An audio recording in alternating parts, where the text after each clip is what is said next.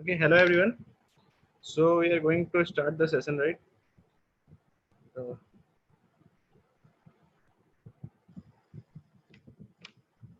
Second last session. So this is Vipul with you again. To start the session. Okay. The very first thing that I want to know, what are the points that we had covered yesterday? So based upon that, I will continue to this part. Can anyone tell me?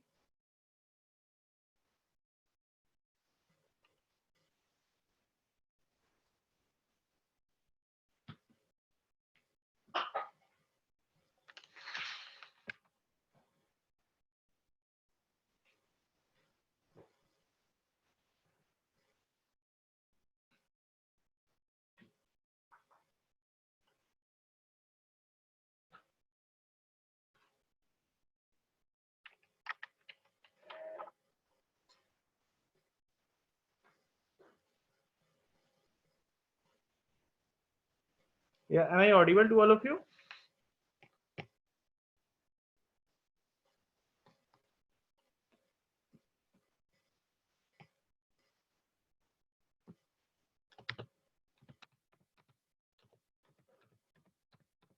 Am I audible? Okay.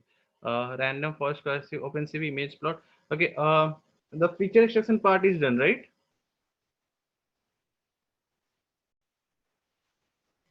Feature extraction and feature matrix. Okay, so feature extraction and feature matrix is done. Now we'll proceed our learnings, whatever we did till now. We had done through our simple machine learning and all those kinds of things. So you can now try with different algorithms. Again, you can just go through the things, because after that it's more upon your practices, right? And whatever the doubts, whatever the problem that you face, you can just we can discuss. Okay, today we will discuss the part that is called neural networks, like how a neural network is created and what are the things, how are basically things learned with a neural network, means why neural network is required. The most important, why neural network is required if we have conventional machine learning algorithms present with us. If I'm having conventional machine learning algorithm, I'm having so many machine learning algorithms, still why there is a requirement of neural network. Okay, so once we create a neural network, you will definitely understand why it is so much important, right? So let's start the part. I guess everyone is here, because if something will miss, then again people will not understand. Because from the very beginning, it's required to go through the things. Okay. Look, the first important part. What is neural network? Right. Let's discuss it.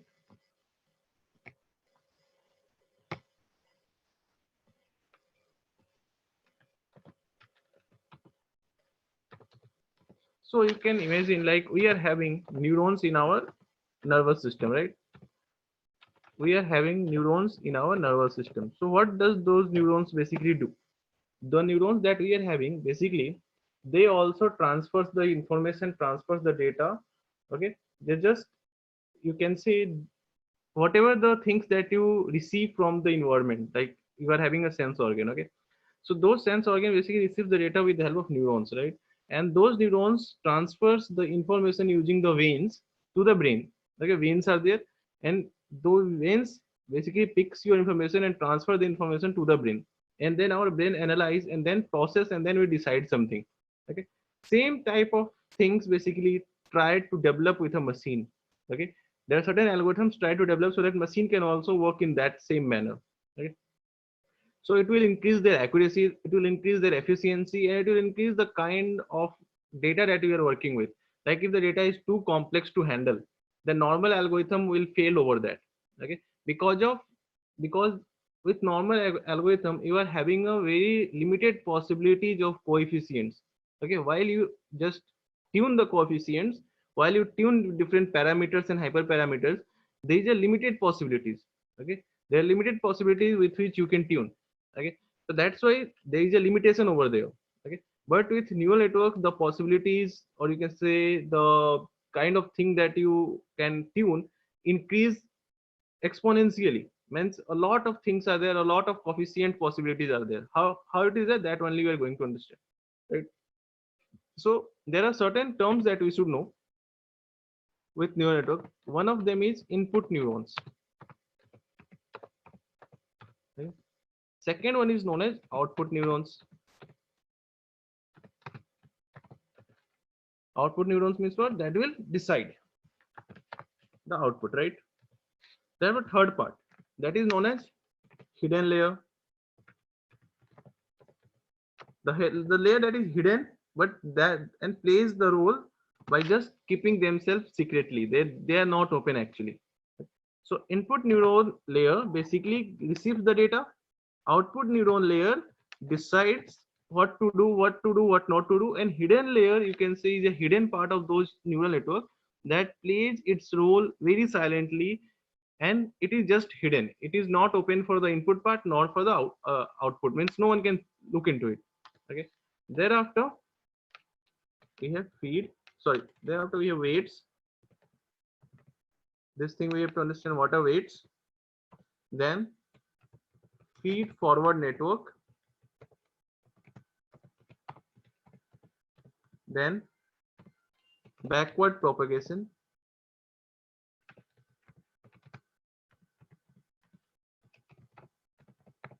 And then activation function. Okay. So there are certain things on which we have to basically concentrate, or you can say our discussion should be focused. Okay, so these are the points of upon which most of our discussion are going to be focused. So first start with input neurons. What is input neurons? Input neurons are basically act as a layer that takes the information from outside. Okay, what will be the information? Information will be your features. Okay, so the features value will be picked by whom? The features values will be picked by input neurons. That means it will act like this.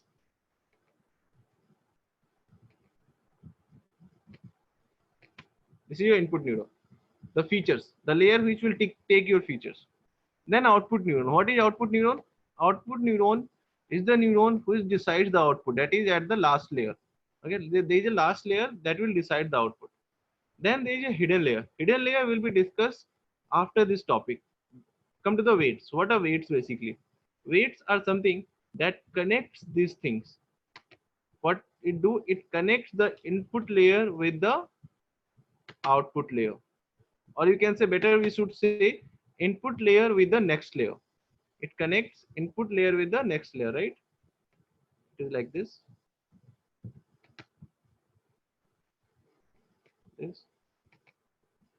and this. So we are having an input layer and we are having an output layer. Those are basically get connected by using weights. Okay. So now we'll see what is the role of weight, what is the role of this input layer, what is the role of output layer, right? By taking our day-to-day example. Right? Suppose my neural system is going to decide whether I should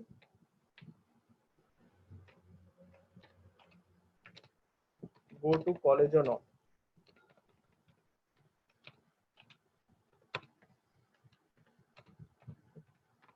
This thing we should decide. So to decide it whether I should go to college or not, first of all, what required? First of all, training is required. Okay. First of all, training is required. Training means what? Past situations. What are the different situations that happened in my life in past days? Based upon those situations, what I decided, I went to the college or I didn't went to the college. Okay.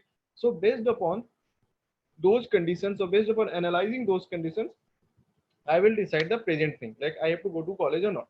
Okay.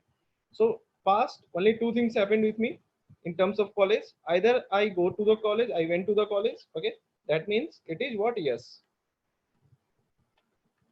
This is a neuron which is decided it is yes. And second thing that happens with me is I didn't go to the college. Okay. That is no. So out of these two neurons, if the probability of yes is higher, I went. If the probability of no is higher, I didn't win. It is the thing, means if today I have to decide, how can I decide? I will decide. I am having two conditions. I am having two neurons. Out of those two neurons, whichever probability is higher, suppose yes probability is higher, then I will go to the college. If no probability is higher, then I will not go to the college. Then The same time, next questions come, who will decide the probability? How this probability will be calculated? Right? How this probability will be calculated?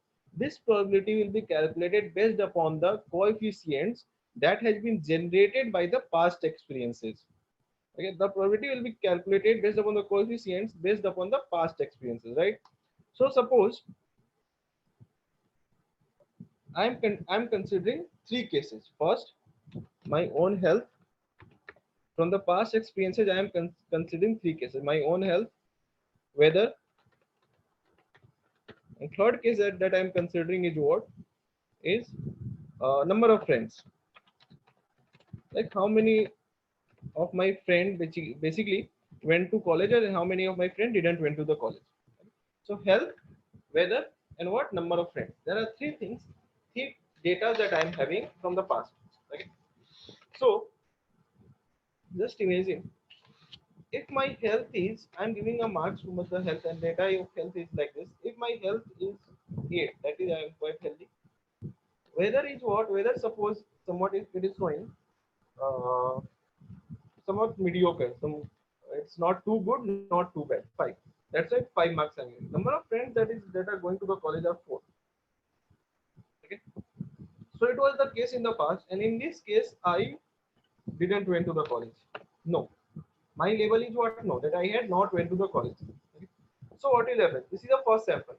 So we'll understand how training will go for the first sample, and the same way, same sort of training will go on for the remaining samples. So input layer is having a neuron. Those neurons will have certain value. Done. Thereafter, there are weights. Okay. These weights will be termed as, suppose this is termed as W1.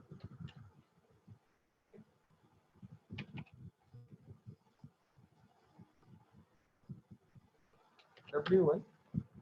This one is termed as W2. And this one is termed as W3. Three weights are there. Right?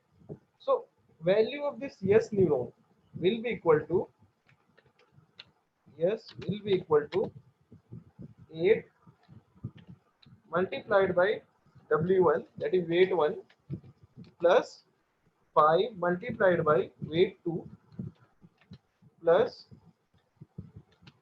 4 multiplied by weight 3. Weight 1, weight 2, weight 3. And based upon that, output will be calculated. Suppose weight 1 value is something that is some random value. Just like earlier we had defined coefficients randomly, here also we are defining weights randomly, some random value. Suppose the random value is 10. Weight 1 value is, suppose randomly decided it is, suppose it is 8.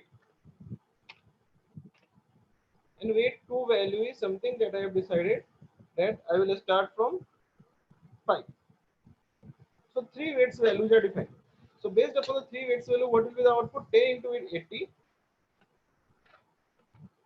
plus 5 into 8 40 plus 5 into 4 20. So this will be equal to 140. So this is equal to 140. Means the value of yes neuron is what? 140. Got it? Now come to the second point. Value of no neuron. What will be the value of no neuron? The value of no neuron again will be decided by the connected weights. Suppose this weight is weight 1, this is weight 2, and this one is what? Weight 3. So weight 1 is what? Weight 1 is something randomly again have to decide. Suppose it is decided as 8. It is going to start from 8. It is going to start from 6. It is going to start from 4. Some random value. Just a random value. So what will be the output? The output will be no is equal to 8 into 8 64 plus 6 into 5 30 plus 4 into 4 16. This will be equal to how much? It will be 70 and 80 110. So 110, right? So no is having a value 110. Got it? So basically weights has been decided, and after deciding the weights, some random value, we are getting what? 140 over here, okay, and 110 over here. Obviously, the value of yes is quite high. but the actual level is no. Okay, that means optimization is required. Value of yes is high, value of yes is 140, value of no is no, but actual level is what? No. That means my error optimization process will optimize the value. So how value will be optimized? Value will be optimized by tuning the value of weights. Means ultimately the value of weights will be optimized, and as the value of weights will optimize, the value of neurons will also get optimized. Got it? So how the value of weights will optimize, that we have discussed earlier. Earlier we discussed already using gradient descent and all those kind of things. Okay, based upon that funda only, the value of weights are going to be optimized. But the question is the value of weight after calculating the value of neuron only? No. The value of weight will be optimized after calculating the probability of neuron. That means here the probability is what? 140 divided by 140 plus 110. What will be the output? Can anyone tell me? Please make the calculations and just tell me what is the probability of yes and what is going to be probability of no. Probability of no will be 110, so 110 divided by 140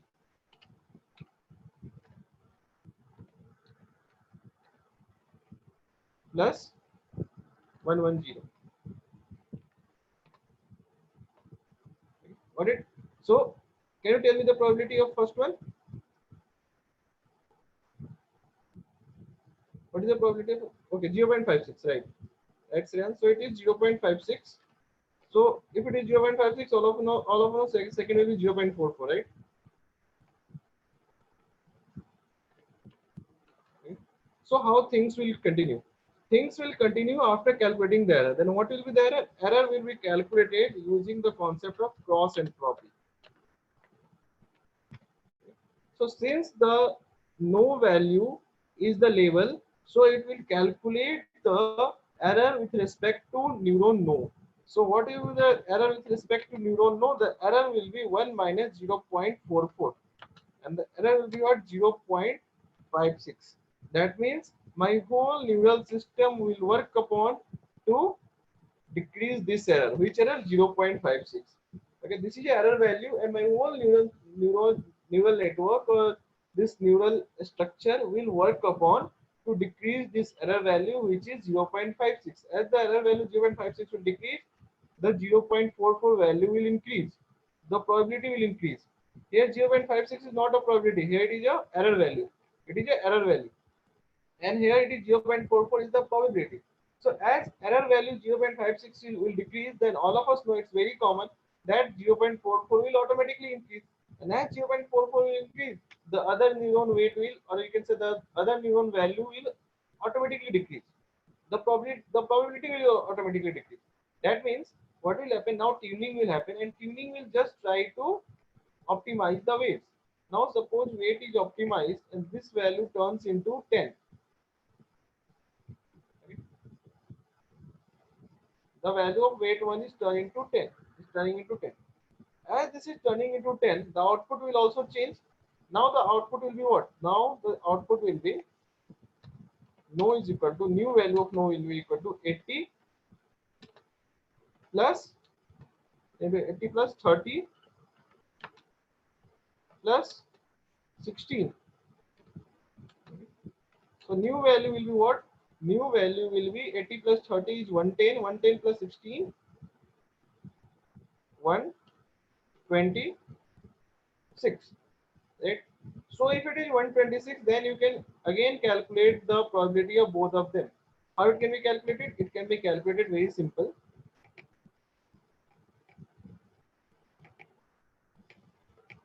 Now it is value of no is what? 126. Okay. So if it is 126, the probability is going to be 126 divided by 126 plus 140. The output will be what?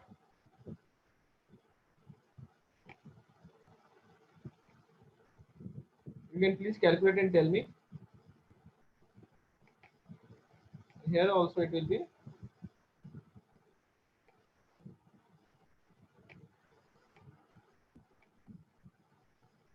value will change over here also.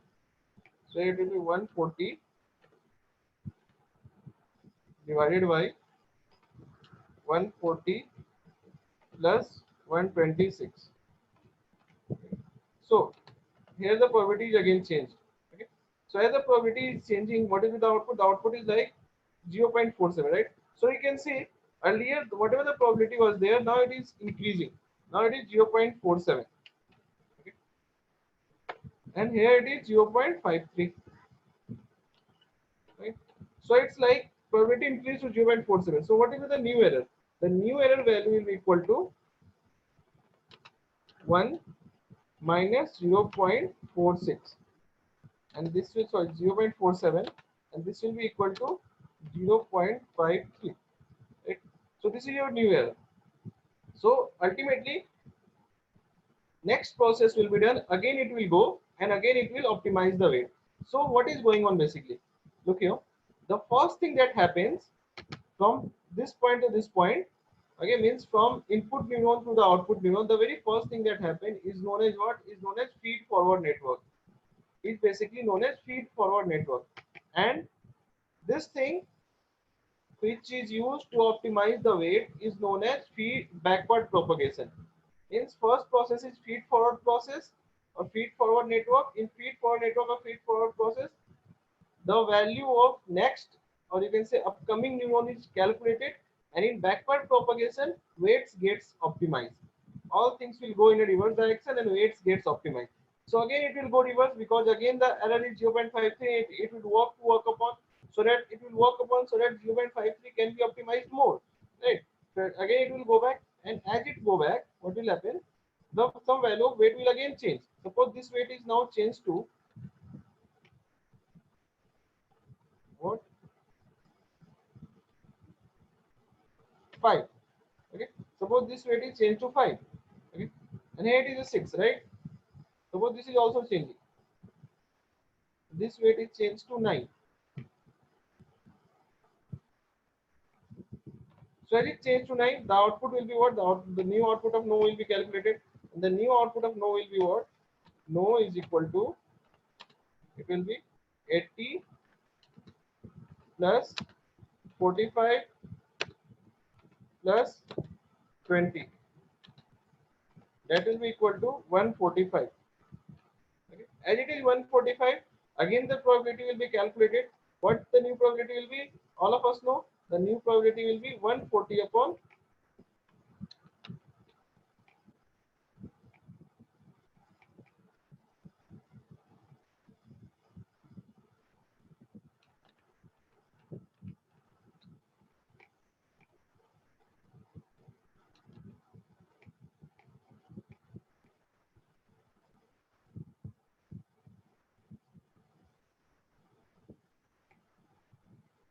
will be what? 145. Okay. So you can calculate the new probability. So new probability will be what? 140 upon 140 plus 145. And here it will be 145 upon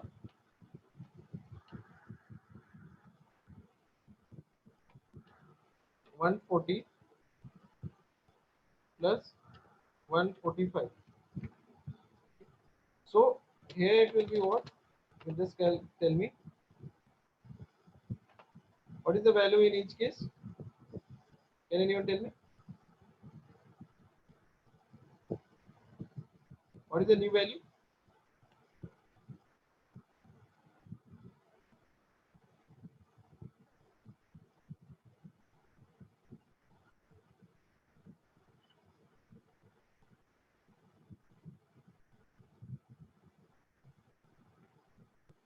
0.50, is it?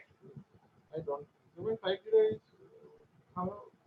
Well, must be something different. 145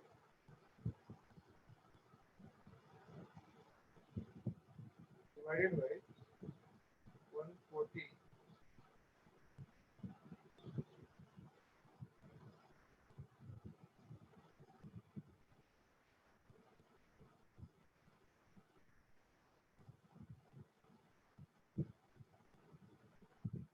40 plus 145, right? So 145 divided by 285. 0.508. 0.508. And here it will be remaining. It will be what?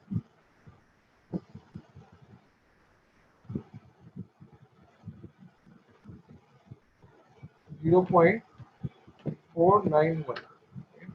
So it will be like the probability is calculated. So here it will find out the label is no, and out of all the present neurons, whatever, suppose there are 10 neurons, and out of all the 10 neurons, the probability of no is higher. Suppose here I am considering only 2 neurons. In that case, out of these 2 neurons, okay, out of these 2 neurons, the probability of no is higher, and actual level is also no. That means somewhat we are going in the right direction. Okay. So again, the error will be calculated. Now error will be what? Now error will be 1 minus 0.508. Now the error will be 1 minus 0.508. So that error will again optimize. So this process will keep continue till the best thing happens, till the best, you can say, condition achieved. Okay. Till the time best condition not achieved, the process will keep going. How the process will keep going, that we had already seen in gradient descent kind of example. So it is just for 2 neuron. Okay. If it is for 3 neuron, 5 neuron, or 10 neuron, in that case it will just try to calculate, it will just try to find out that position where the label neuron should have the highest probability. Because many of you might be thinking why we are basically doing like this, why we are calculating the error like this, 1 minus 0.508. Why we are calculating like this? We can consider this as directly as error, right? This thing can be considered directly as error. It can't be considered directly as error. Why? Because this is just for 2 neuron. But suppose if you are having the 3 neuron, okay, suppose if you are having 3 neuron, then out of 3 neuron, which value you can calculate as a error? It is not possible. So basically, what basically calculated as error, which value is considered as error? The value of neuron with which label is matched. Okay, suppose the label is no, the value of neuron, or the probable value of neuron is 0.20. In that case, error will be 1 minus 0.20, that is 0.80. So that 0.80 value will get, you can say, optimized till the time the value of neuron no will have the highest probability out of all the neurons. If you are having 20 neurons, then out of all 20 neurons, the value of that neuron with which label is matching should have the highest probability. This is all about fundamentals of neural network. Okay, this is what a neural network defines. Okay, I will explain, Shreyans. Look here. Weight optimization process. What is weight optimization process? Weight optimization process is the same process that we have discussed in gradient descent, right? Weight optimization process, how weights will be optimized? First, it will calculate the error. Okay, error will be what? Error will be calculated on the basis of cross entropy. So cross entropy is what? Cross entropy is 1 minus whatever the probability calculated. Okay, 1 minus whatever the probability calculated of the neuron with which label is matched. Okay, that means for the first sample, okay, if my label is no, okay, for the first sample, if my label is no, in that case the probability of no will be considered, and whatever the value probability of no is there, we have to subtract that probability from 1. Okay, and whatever the difference that is present from 1, that is the error for my model. Okay, so after calculating it, weights will be optimized. How weights will be optimized? Weights will be optimized through the same process, the process that we have seen earlier. What is the process? It was weight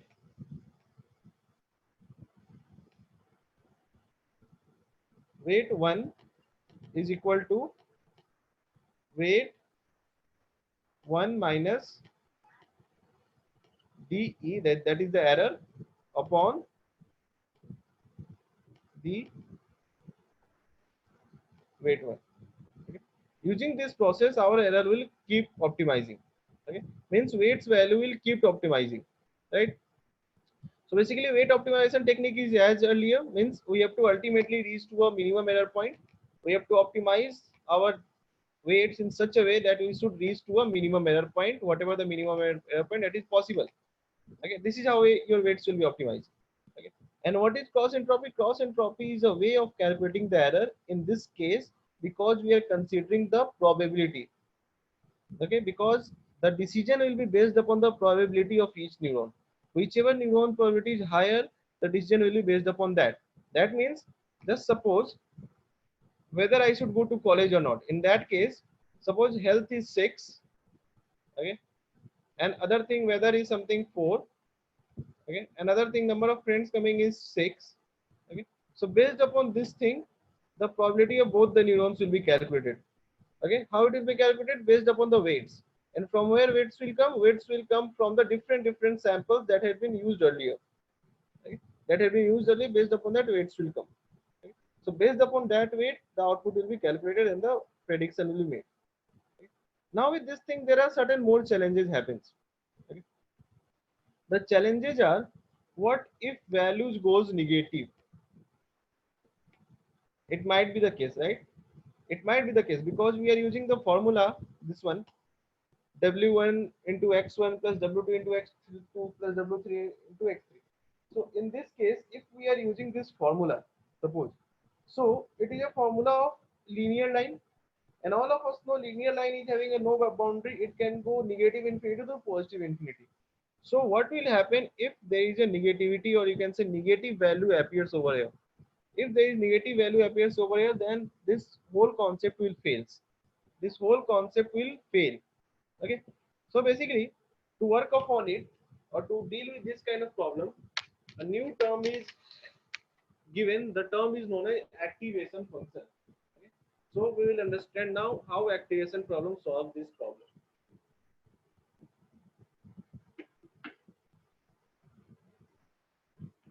Look here, what is function basically? Function is something which took certain value, which basically takes certain value, and after taking a value, it processes that value, okay, and gives you certain output. Right, it gives you certain output. Right, same way, if I'm writing over here, if I'm writing f of x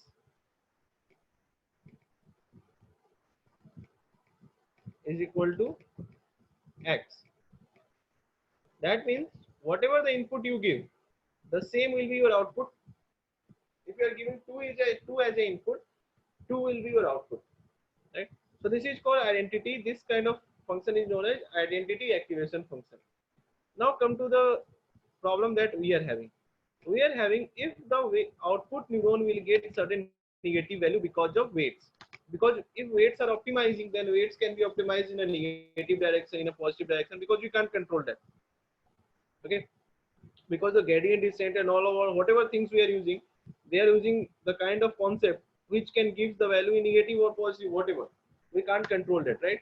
So basically what we can do, we can do something after getting the value. Okay, for example, over here we are having two neurons. Suppose the probability of first neuron is n1 and the probability of second neuron is minus n2. Right? So ideally it will be like n1 upon n1 plus minus n2,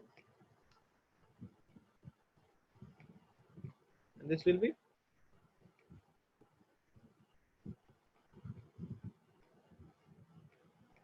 ideally, this might be the condition, but this is a failure because this will not work as we want. So what we can do, we can apply a activation function over here. The function name is softmax. What softmax will do, softmax will do like this. It will use a exponential, or you can say the logarithmic values, because of which the output will be positive. Okay, the output will be positive and the output will be always between 0 and 1, and your probability will also gets calculated. Because of it, your output will be always in positive. Okay, it will be between 0 to 1. There is no change in the value of neurons, whatever the neurons value is getting calculated. Okay, So that's how your things will work upon. So this type of function is known as what? Activation function or softmax activation function. This is known as softmax activation function. So where this function will be applied? This softmax activation function will be applied at the output layer. Okay.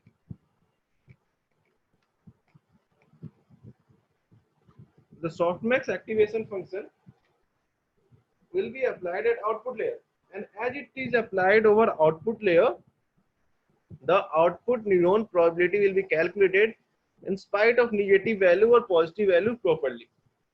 Okay. So this is known as your activation function that you can apply over any particular layer. Now it's okay. We are applying softmax on output layer and we solve this problem. Now what is hidden layer? Hidden layer is something that basically increases the, you can say, number of weights possibility, because if I have to use this thing, so this is almost same like your linear regression. In linear regression, again the problem is like you are having a very limited weight possibilities. Okay, so if we are having a limited weight possibility, then it might be the case that, just a minute, certain value increase and certain value decrease. Okay, and with because of this you will get a same output. Okay, the predictions are same, means suppose your health is decreased and weather increase. Okay, in that case you are getting a no output, but in that case your value is what? Yes.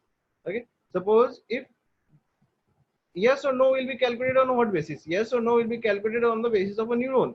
Okay, on the basis of output neuron. But again, there might be the case that output neuron will value remain same. Okay, with respect to coefficients calculated, with respect to weights calculated. Okay, the output neuron value remains same with respect to weights calculated.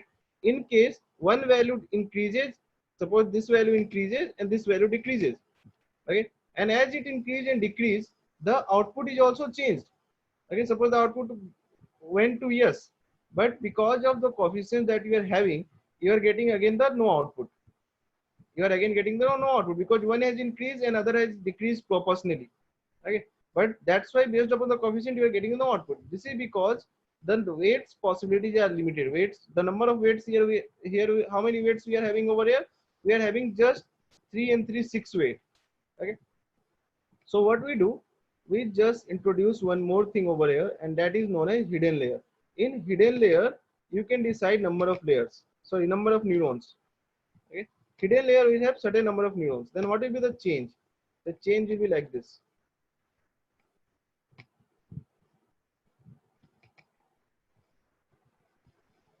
The change will be like this. Suppose you are having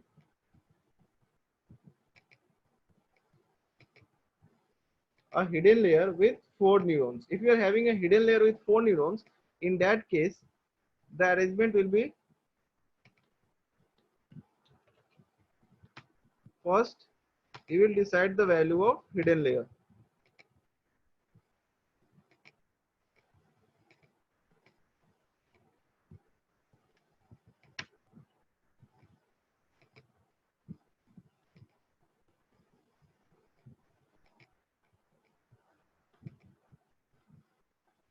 Will decide the value of hidden layer, and hidden layer value will decide what? The value of output layer.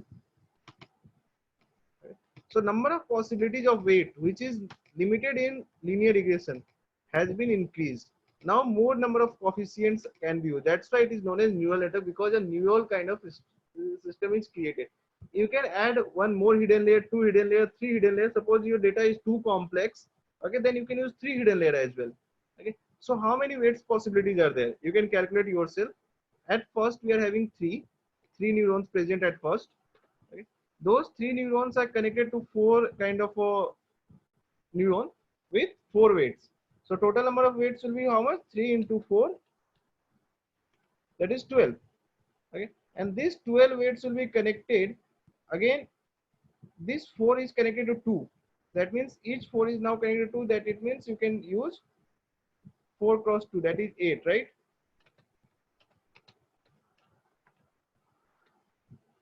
So it will be what? 12 plus 8,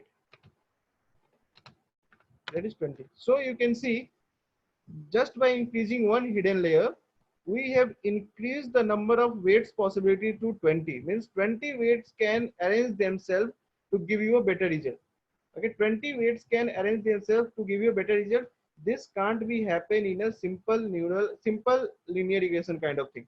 There the weights are limited or coefficients are limited. But here for the same kind of thing, you can use 20 different weights. Okay, so same, you can say equation, same linear equation is being applied for multiple number of times in a structured neural network. Okay, it has been applied for the maximum number of times, and then after applying for so many number of times, the optimum weights values are gets calculated, and that optimum weights value will known as what? Neural network. Basically that optimum weight value is known as neural network. Got it? So this is how a neural network works, right? So if you consider you are having a data. Okay, suppose you are having a data in that there are 100 input neurons. Okay, 100 input neurons are there, and those 100 input neurons, suppose you are using how many hidden layer, you are using 16 neurons. Okay, so 16 weights will be there, plus those 16 is being connected to the output neuron, and suppose output is how many output you are using, for example, you are having a 3 outputs. Okay, suppose you are having 3 outputs.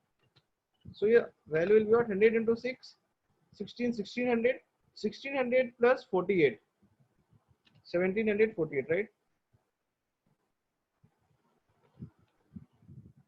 So you can see, for a feature with, for a system with 100 feature, you are having now 1748 possibilities of weights that will optimize themselves, okay, to give you a better performing neural network.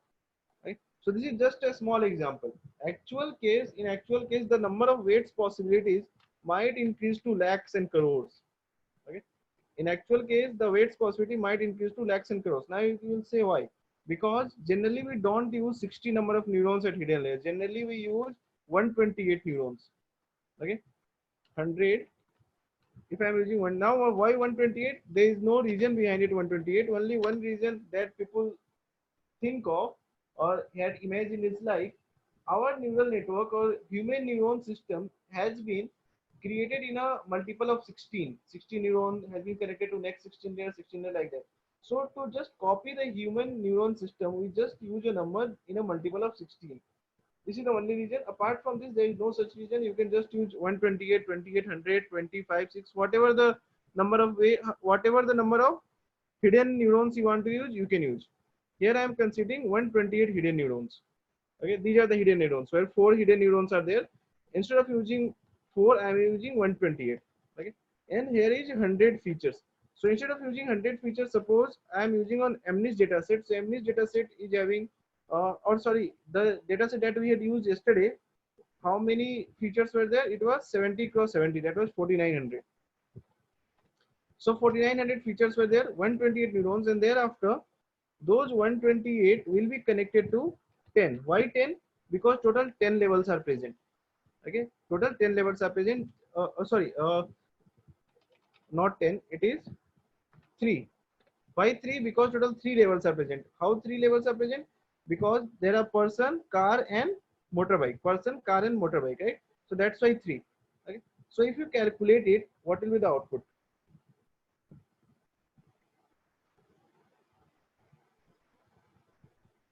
The output is 4900 multiplied by 128 plus 128 multiplied by 3. So it would be number of weight possibility reached up to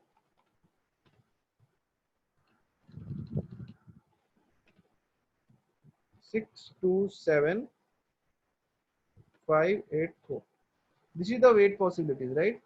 So that means you can imagine now your predictions will be made with respect to 627,584 weights. Okay, this is going to define the things. So how this huge value of weight will be managed?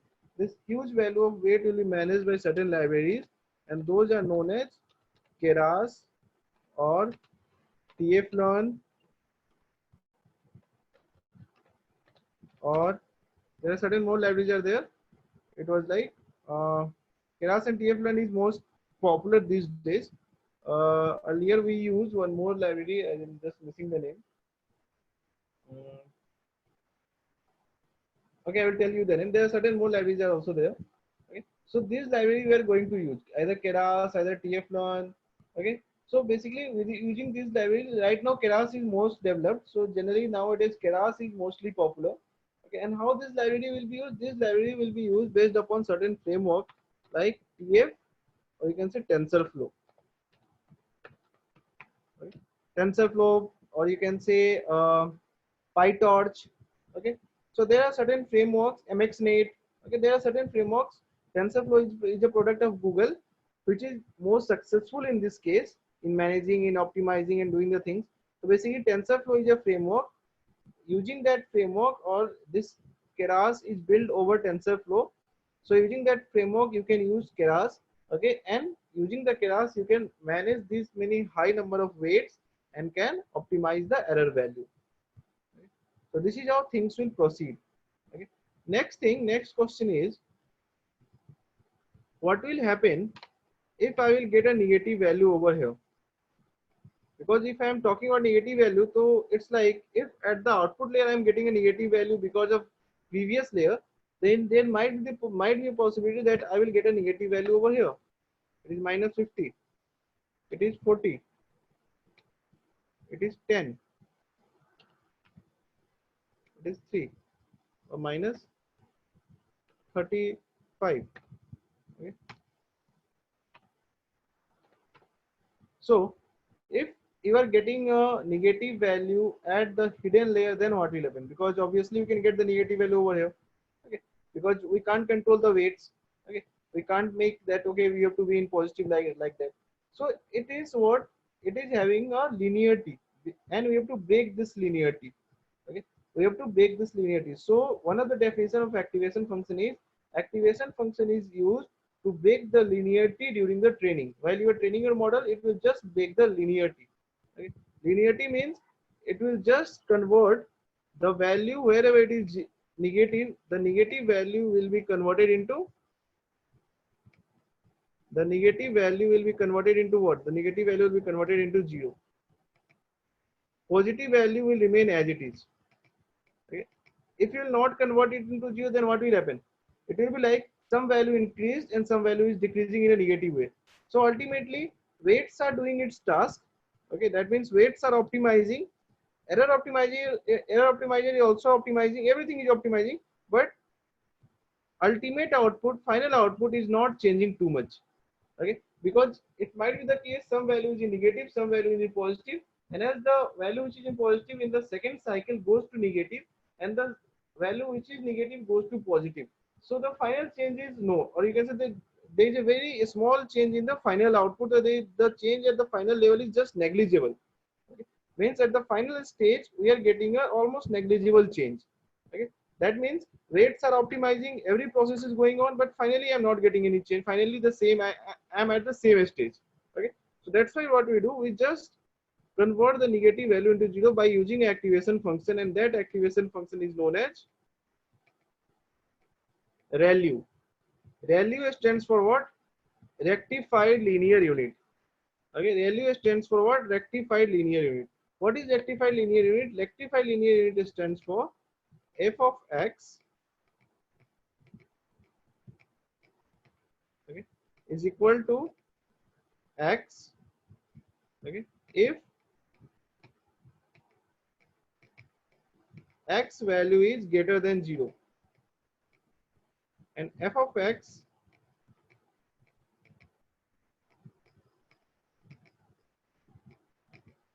is equal to what? Minus x, if x value is smaller than or equal to 0. Sorry, f of x equal to minus x is not minus x. F of x equal to 0. F of x equal to 0, right? If x is negative or x is equal to 0.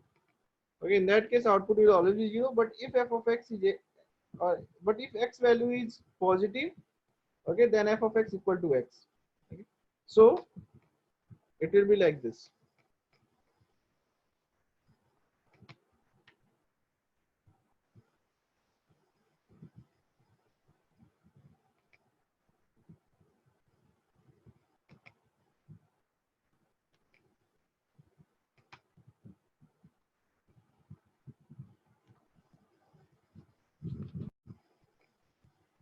Just a minute.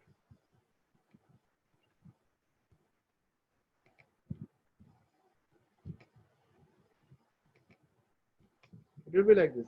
If it is positive, it will remain positive like this.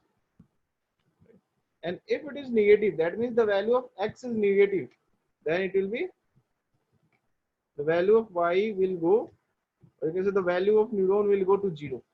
Right? So what you are doing, you are converting the linearity, whatever the linearity is there. Suppose this is a linearity of your things.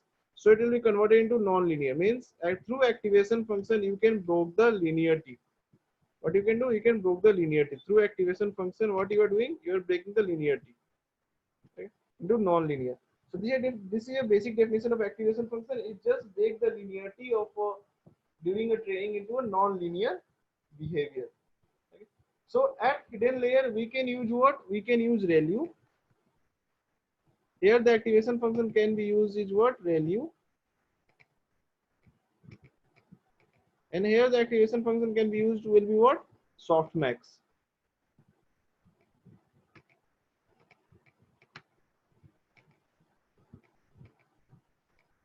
So basically, go through the things. Okay. Just check out for the doubts that you are having. Just clear your doubts. Then we'll go for the implementation part.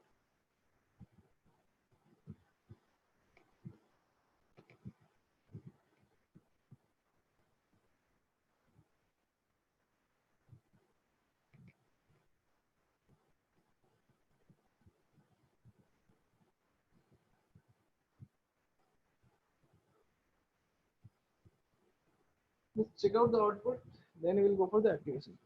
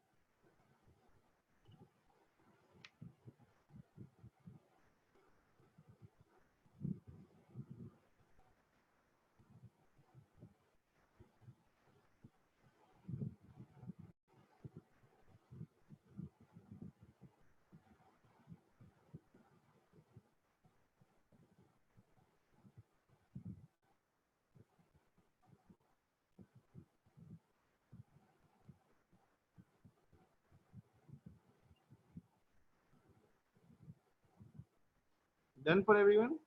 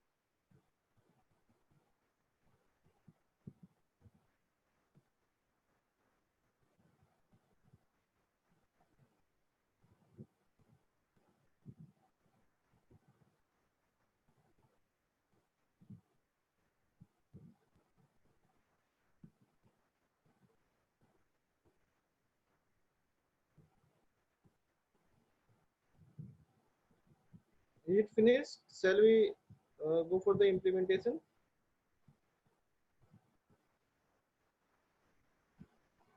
Uh, okay. Before implementation, let me tell you how we are going to proceed. We need Keras and TensorFlow for it. Okay. We do have the CV2 library that is already with us. Basically,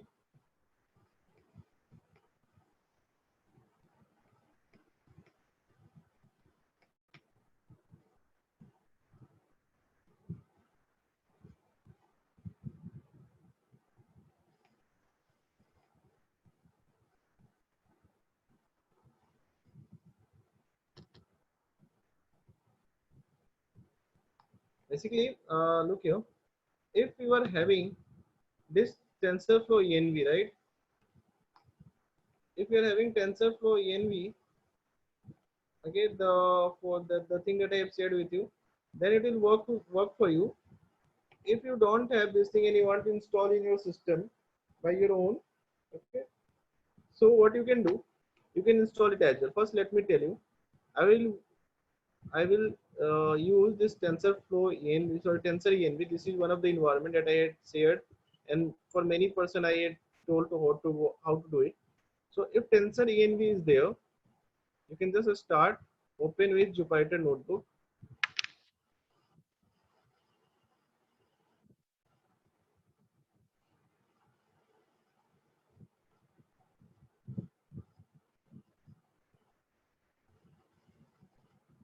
So our Jupyter notebook is there.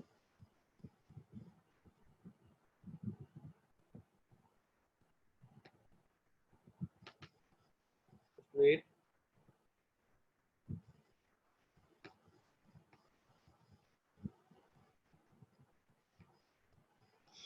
oh no,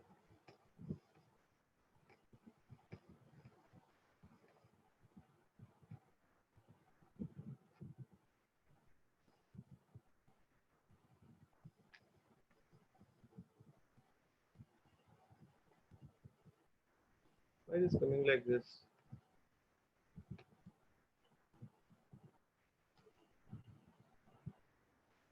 Okay, oh,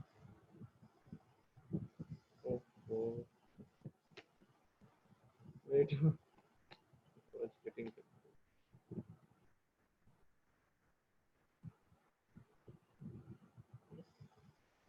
So this is my Jupyter notebook, right?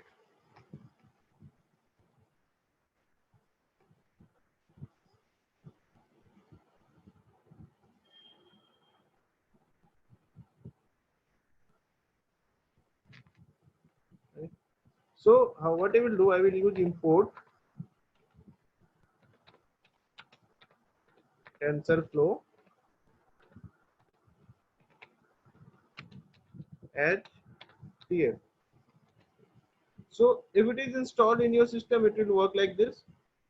If it is not installed, then how can you install? You have to run the installation command. And what will be the installation command? The installation command will be conda install TensorFlow. Or if it is not working, in that case, conda install C conda forge TensorFlow. So if it is there, you can directly work with it. If it is not there, you have to install it. Okay, you can't see notebook. Okay, just a minute. Why can't you see? Okay, now you can see. So if TensorFlow is there, it will work. Import TensorFlow as TF. That is important for creating a neural network. Some of the framework we have to use, like we can use PyTorch or TensorFlow. Okay, so PyTorch is not is right now. TensorFlow is on the peak in the market. Maximum people are using, maximum industry is using TensorFlow, and it is having a very great future. That's why I am recommending TensorFlow. So you can just import TensorFlow as TF, and thereafter conda install. If it is not installed, you know how to install it. Just like you install OpenCV. Okay, you can install it. Either conda install TensorFlow will work, otherwise conda install C conda forge TensorFlow. This will work. So everyone please install it if it is not installed. Okay, and if it is installed, then you can directly start.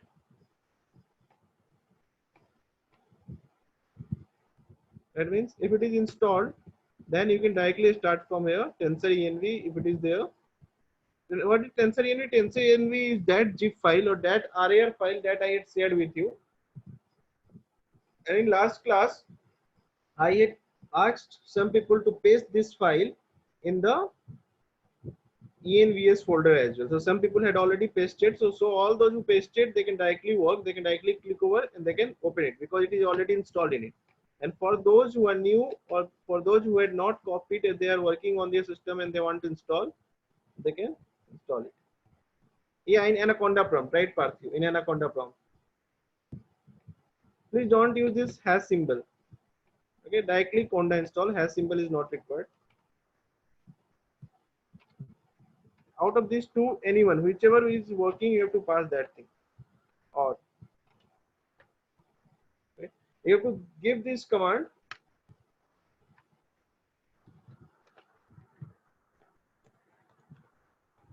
Give anyone, whichever works in your system. This command.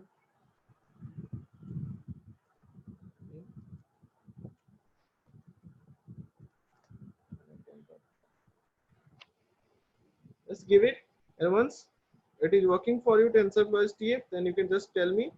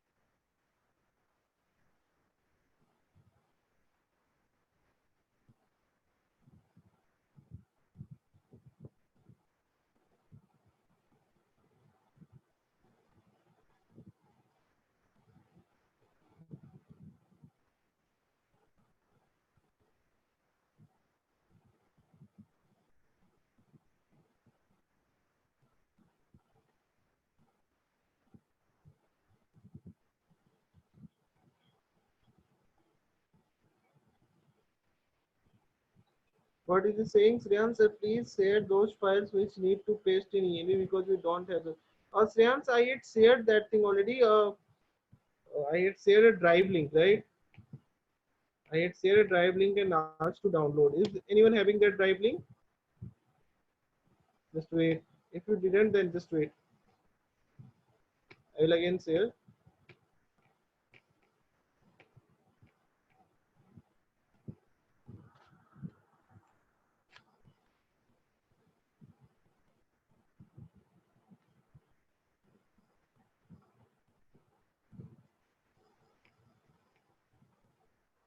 If you know where to paste, that's okay. If you don't know,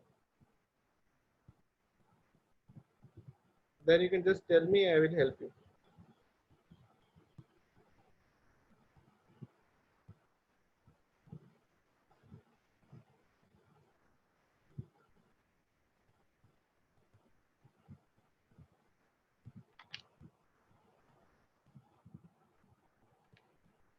Just wait for it. I will give you the drive link again.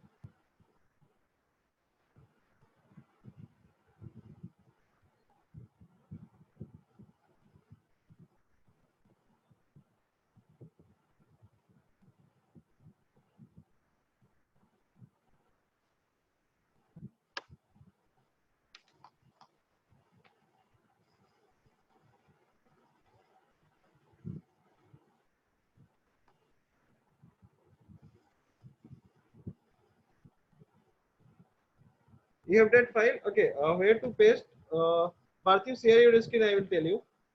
Just show me your screen.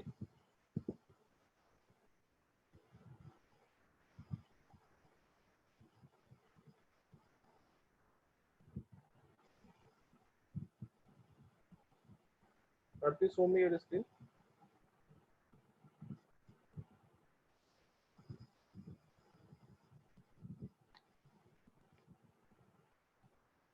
Just wait for a minute.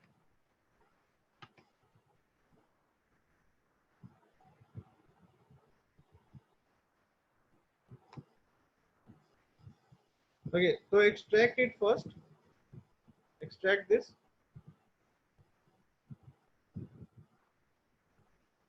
No, just okay. Okay, fine. Fine, fine, fine. Just okay, okay, okay, okay.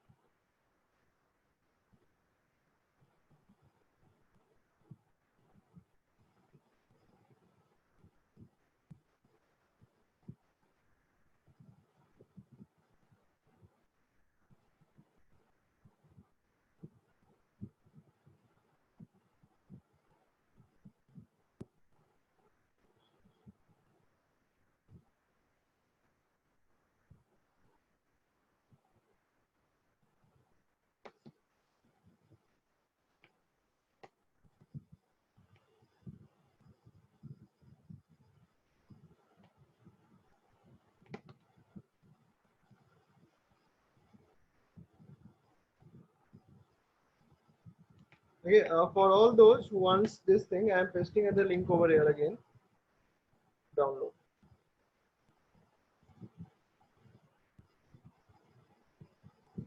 Let it be extracted. So where to paste? Let me tell you. Click over this PC. This PC. Yeah, right. Go to C drive.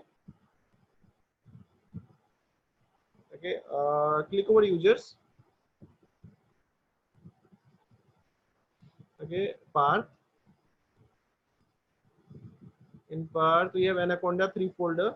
Check out where it is. It might be somewhere. Anaconda 3. It is not dot Anaconda. Anaconda 3.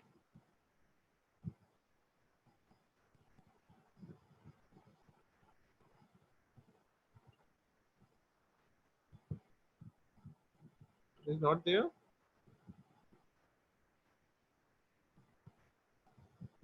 Click over view.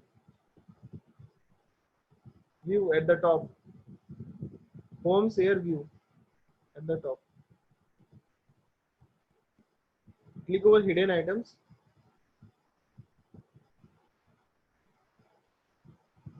Hidden item is there on the right hand side. Is there Anaconda 3 we are having? Just wait, let me check. Matplotlib, one slowly scroll down. Wait, app data, Android, okay. Okay, just go back. Again, go back.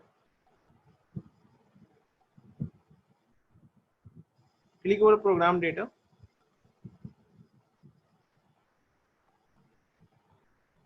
Anaconda 2? Why Anaconda 2? You have installed Anaconda 2, is it? Okay, anyone open this one, Anaconda 2? There is a envs folder. Please paste in that envs. Within this only you have to paste, right? You have to paste within envs.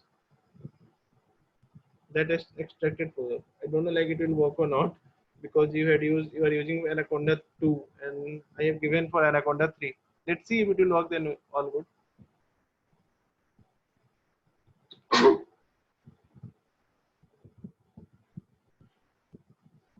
Sorry.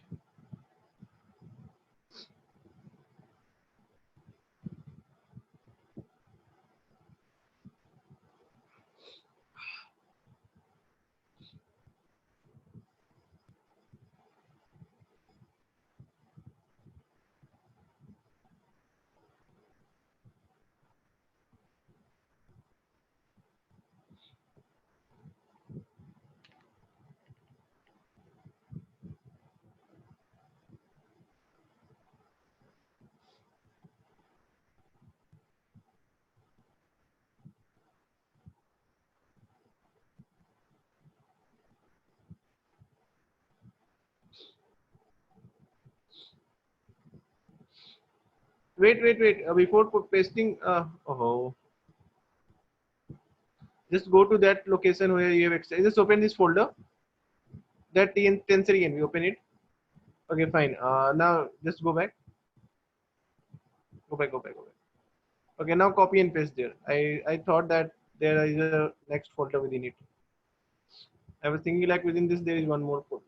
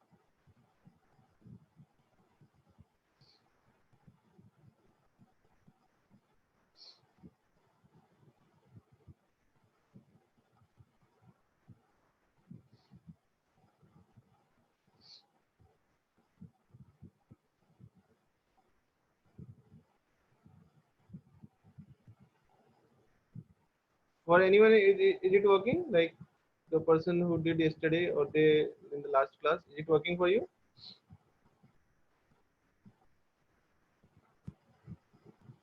I guess in Aditya system it might be. Aditya, is it working? Yeah. Aditya, it is working, and one more person, like one more student was moved there. I guess only Aditya had completed this thing, right? Anyone else? Because once you did it, thereafter coding needs hardly 10 minutes of time. Again, 10 minutes we can finish the coding.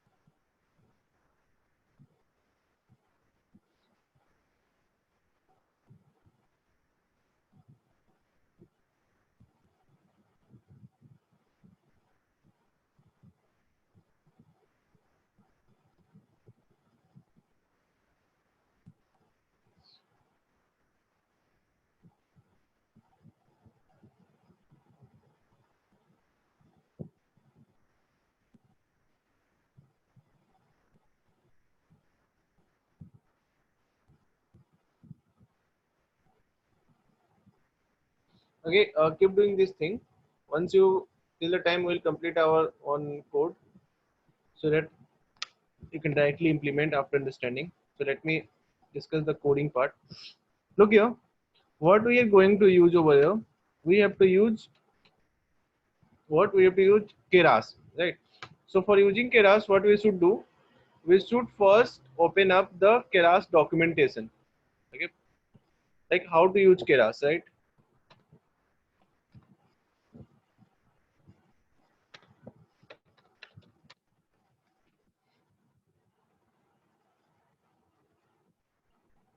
Okay, so this is the keras documentation. Okay, this is one of the very powerful library used nowadays. Okay, keras is a high level neural network API. Okay, written in Python, it is written in Python, right? And capable of running on top of TensorFlow. Means if you are using TensorFlow, you can use it. CNTK you are using, you can use it. Or Theano you are using, then also you can use it. We are more focused about TensorFlow, right? So how we are going to use it? It's been mentioned over here. Three things you would define. First, step one, you need to define the type of model you are going to make. That means, are you going to make a sequential model, or you are going to make a kind of a functional model? Okay, generally two types of models are there. One is known as sequential and one is known as functional. So what is sequential? The model that we discuss is the sequential model. Means the things are connected in a sequence.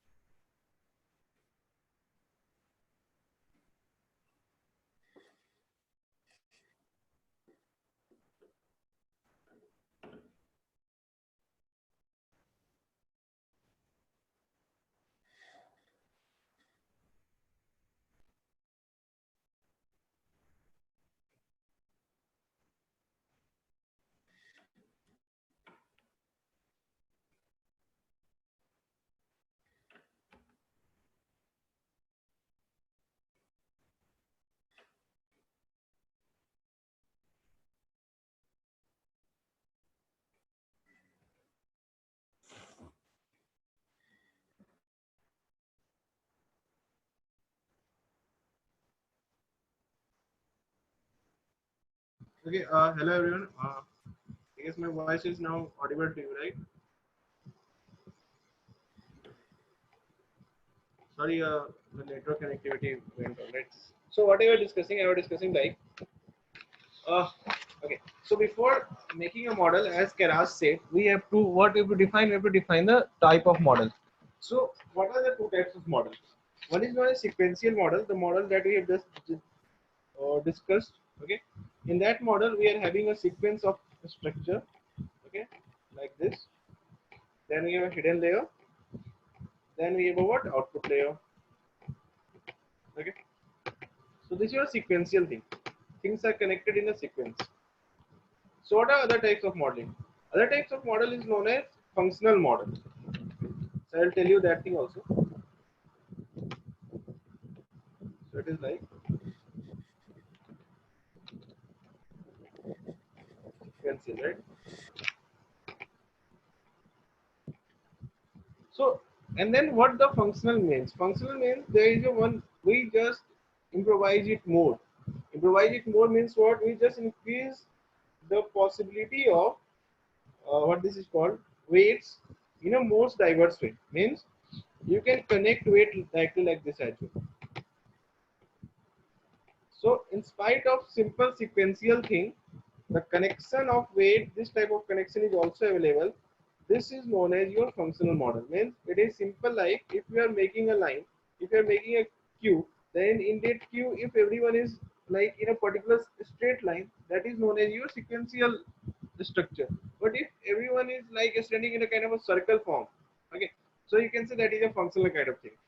That which are making a kind of a circle. You can say a structure, a rounded structure, okay, rounded structure.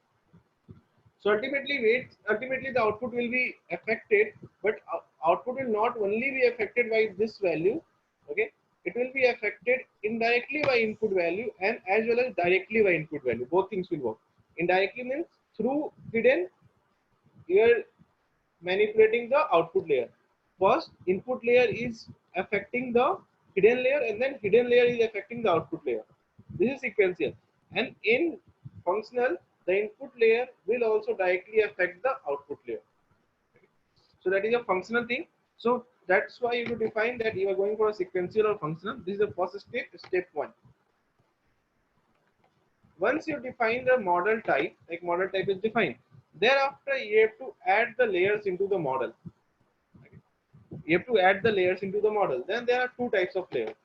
One is called flatten layer. Okay. One is called flatten layer.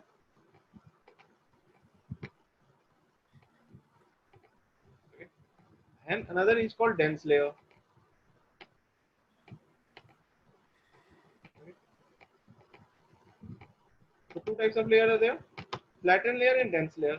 What does flatten layer do? Flatten layer will just flat or give you the flat structure of whatever the inputs you pass. For example, you are passing input of size 100. 100 is what? 100 is the sample size. Cross 50, cross 50,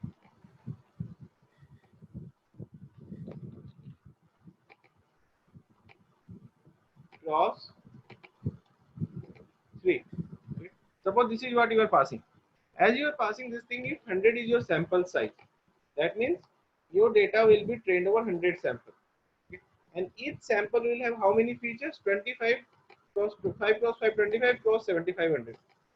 These many features will be there for each sample. So what does flatten layer will do?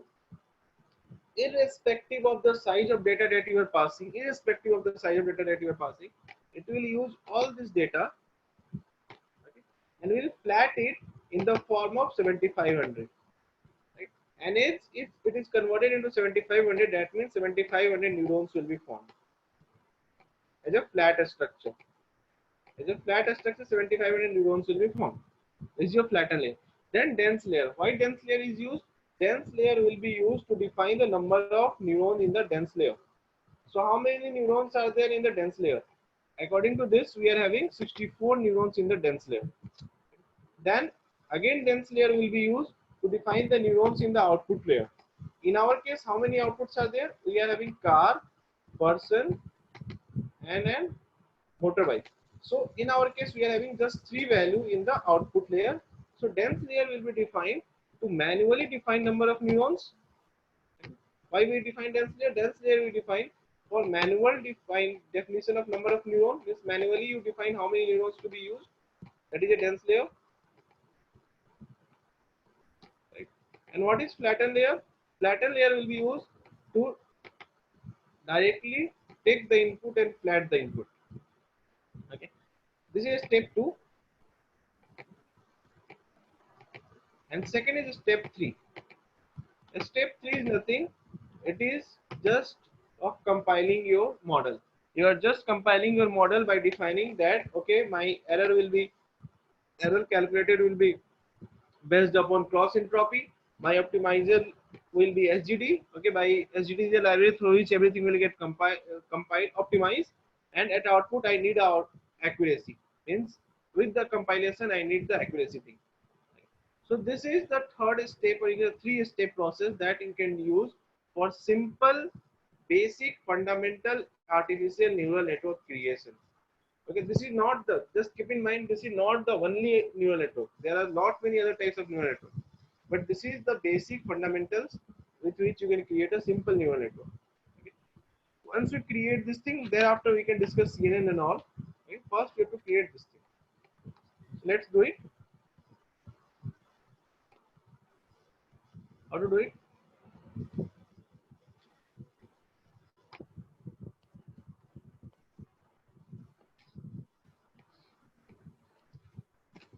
First, step one.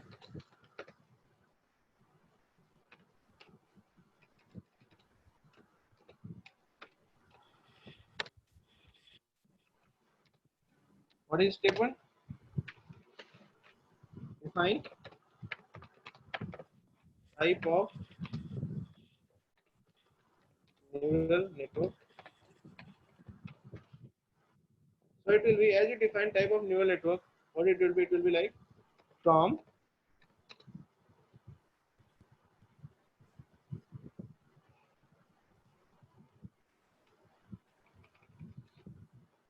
just wait, model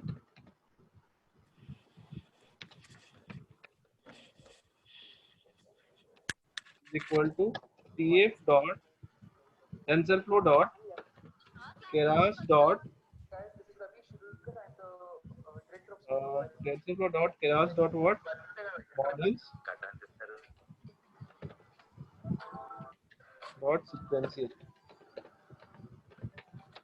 Tf is for tensorflow, keras is a sub library. Sorry, sequential is a type of model.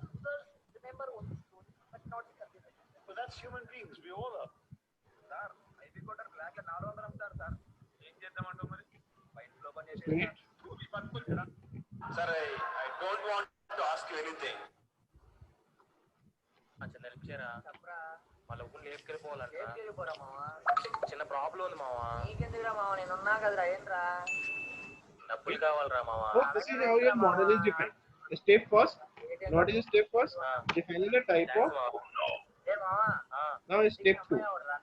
ఇల్లాక చెప్తారా Baira Step two is what? Step two is add required layers. What are the required layers? That is input layer,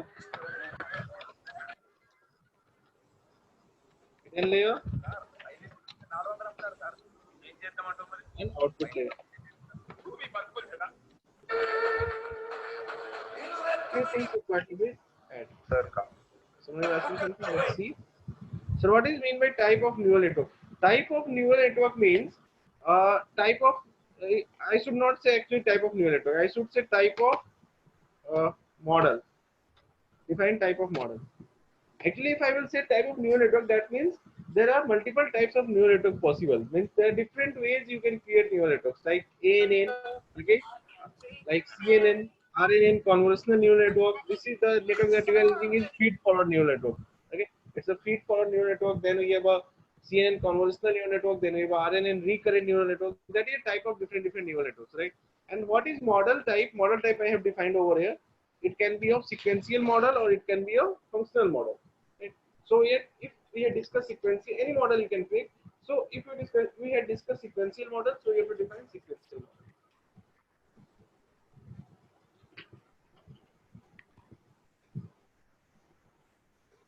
Got it? Shreyans? It should not be type of that was my mistake. We should not give it type of neural network. Because neural network type is something different, and type of model is something different. So add required layers. So what are the layers? Input layers. So how can we add? We can add simply by, see over here, by using a function name model.add, right? This is how you can add. So let's do it. Model.add.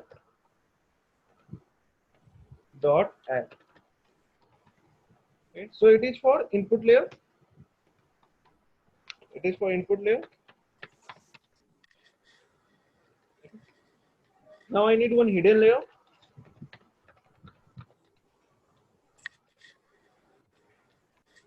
Model.add. Next, I need a one more hidden layer. I am using two hidden layer. So again, model.add. And then I need a output layer, right?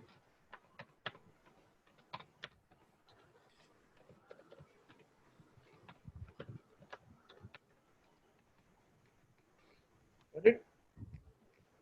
So add it input layer.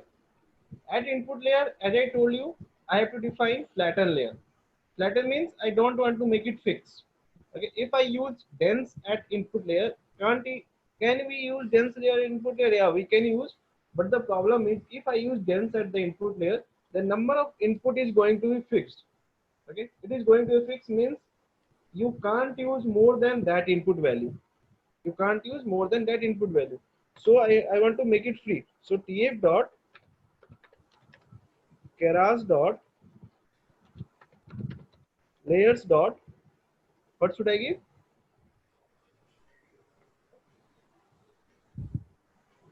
Tf dot keras dot layers dot sequence. Sorry, what was that? Then and second order I just forgot it. Flatten, right? Flatten. Here it will be tf dot keras dot layers dot dense. So at the dense, I want to create a neurons of 128 neuron, right?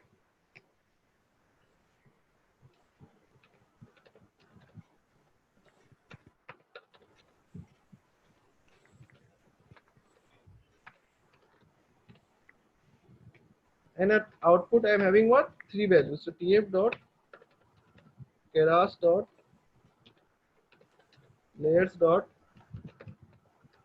dense. Three values are there at output: person, car, and motorbike. So three. Okay. So I'll execute it.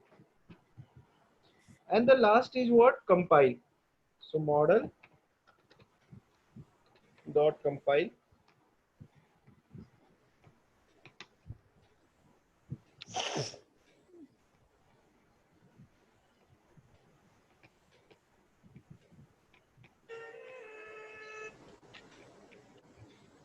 Thus only make one change, that is sparse. Use over here sparse underscore categorical. I will tell you why sparse. As of now, just use it. They had given categorical cross entropy. Use sparse categorical cross entropy. I will explain the difference. Once we complete thereafter I will explain the difference. So you can use it. The model is compiled. So after compiling it, only last process that we have to do is model.fit. But for model.fit, what we need? We need x and y value, right? We need x and y value. Okay. So from where x and y value will comes up, I will explain the things that we had seen that we already did yesterday. So from where it will come? Let me pick the value. What was the name? Just a minute.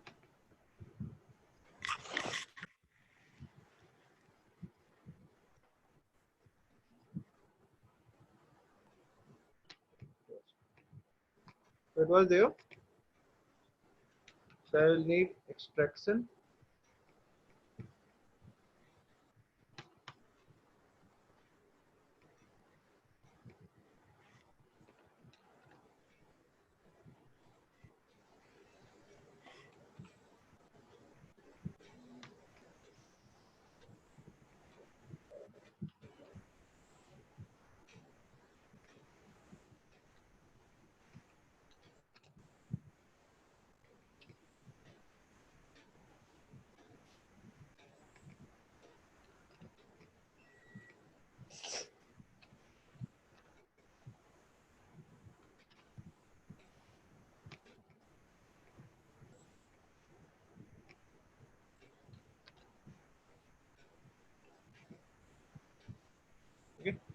So the thing that we did yesterday, I'm doing the same thing. Just reshape is not required. Why reshape is not required? Because I'm using flatten. So if I'm using flatten, this thing is not required. Directly X and Y. That's it.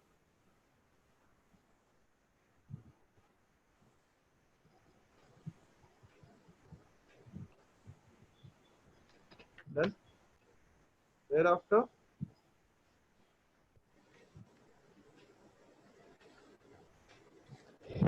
parenthesis split.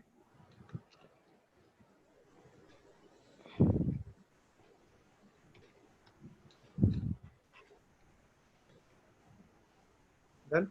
So once we have data got, we have defined our model. Thereafter, model dot fit X train, comma Y train, comma epochs equal to 5. Right? What is epoch? Epoch is how many times you are giving the training. Just like previously we did number of jobs. Number of jobs, here it will be epochs. Okay. So here for each time training, the initialization of coefficient, or you can say the initialization of weights, will be from different points. Okay.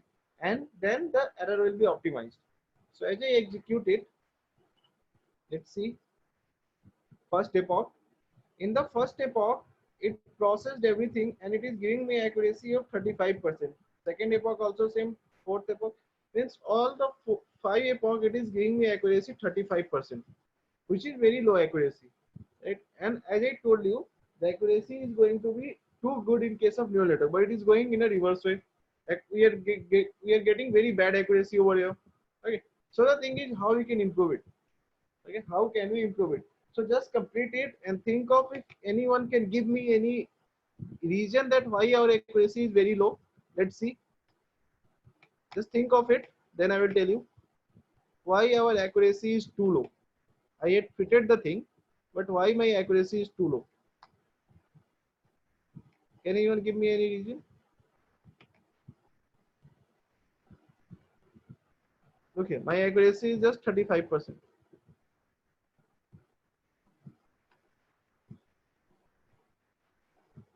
If you are getting good accuracy then better accuracy than that, then also you can tell me, or you can just give me a reason why my accuracy is too bad.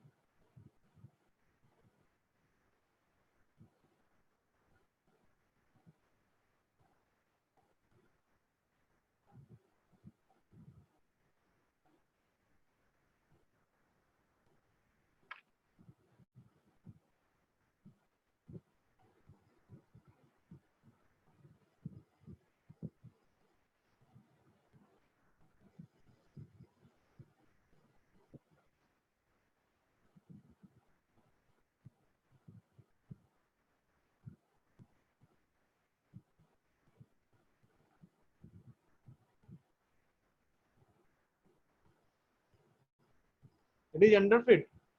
Yeah, it is underfit, right? But the reason?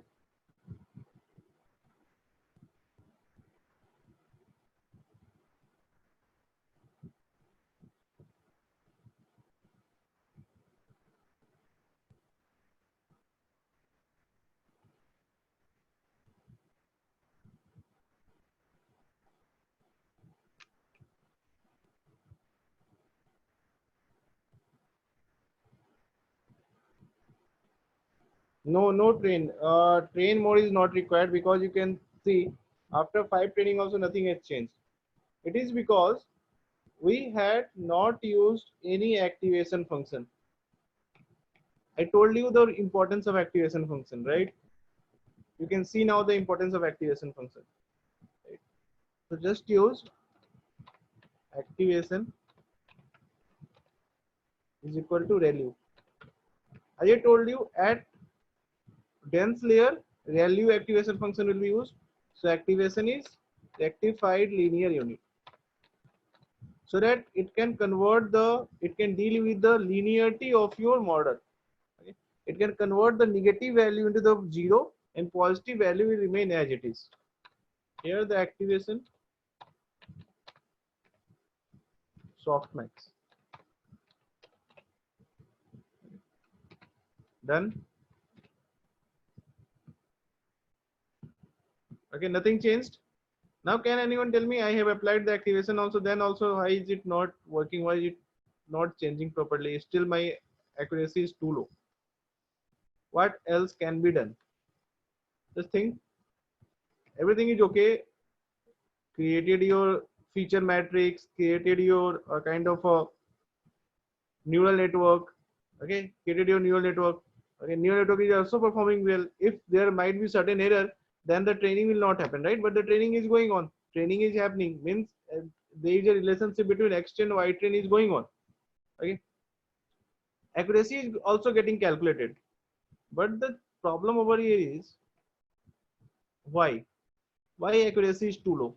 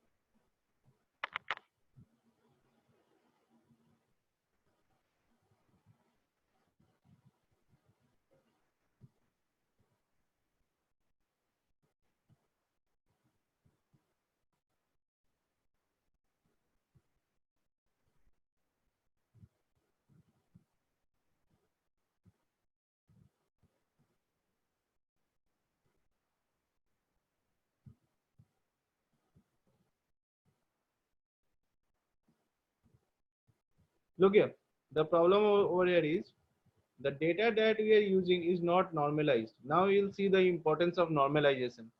Okay, like the standardization we did earlier. Okay, I explained standardization earlier. So there we had converted the data in a standard format using what? Using standard deviations and mean. Okay. Here I will just use a normalization. How can I use normalization? I will just divide this thing with a maximum value, that is 255. Okay, let's see. Then now again I will check train model is created already. Again I will fit and you will change the difference. See the difference. In the first attempt only accuracy is 71%. Second 86, third 90, fourth 94, fifth 94. Okay. So after 5 epoch the accuracy is 94%. This might increase also. Okay. Let me check if I can train it for 5 more times. 96, 97, 98. Okay, 97 I guess. 96, 98. So 96, 97, 97, then 96, then 98 again. Let's make it for 5 more times.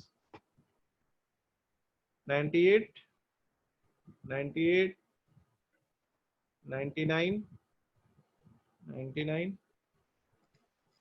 99. So after 15 epoch, now it is reaching towards almost 100%. So after after kind of a 20 epoch, it is touching almost 100% accuracy. 20 epoch, right? Now the thing is, we need to test the accuracy at what? Accuracy at test data. So test data is present in X test. So this will be your assignment. Please check accuracy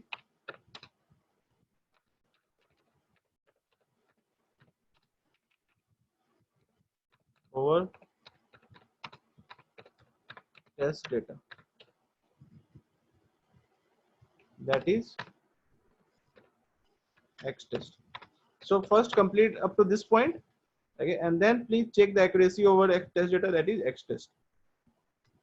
Shall I share the code?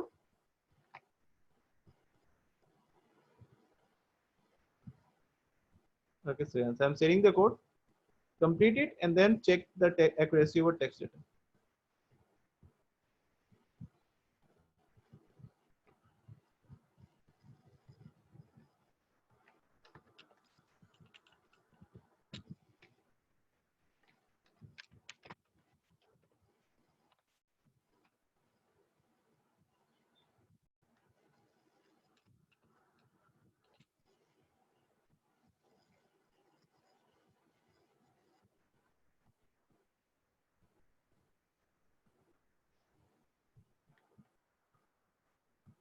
What is zero, Aman?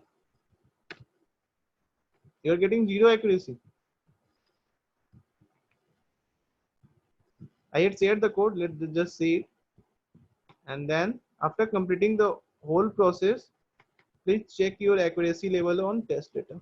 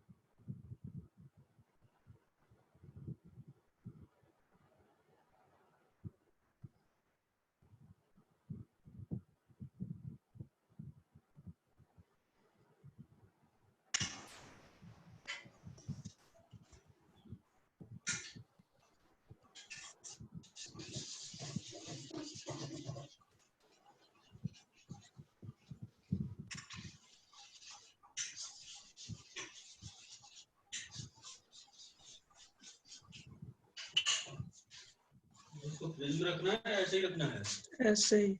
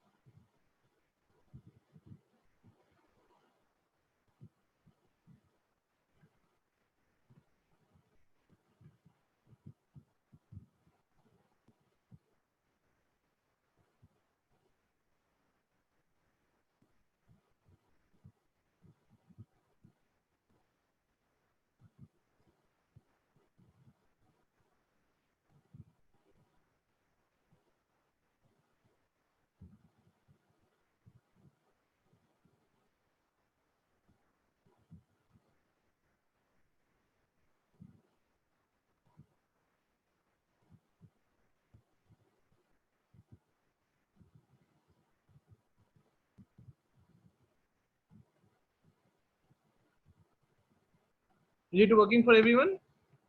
Anyone who is getting stuck somewhere, please discuss, because once you complete it, it will be easier for you to do the next level of coding, right?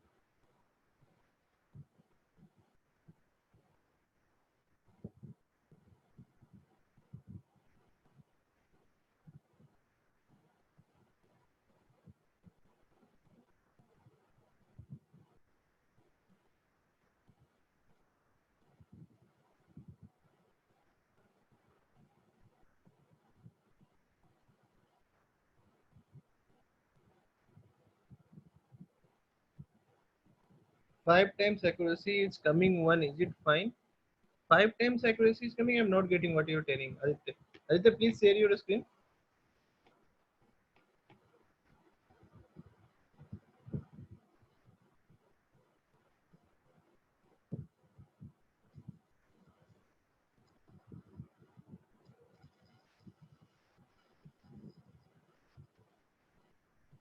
How it is working?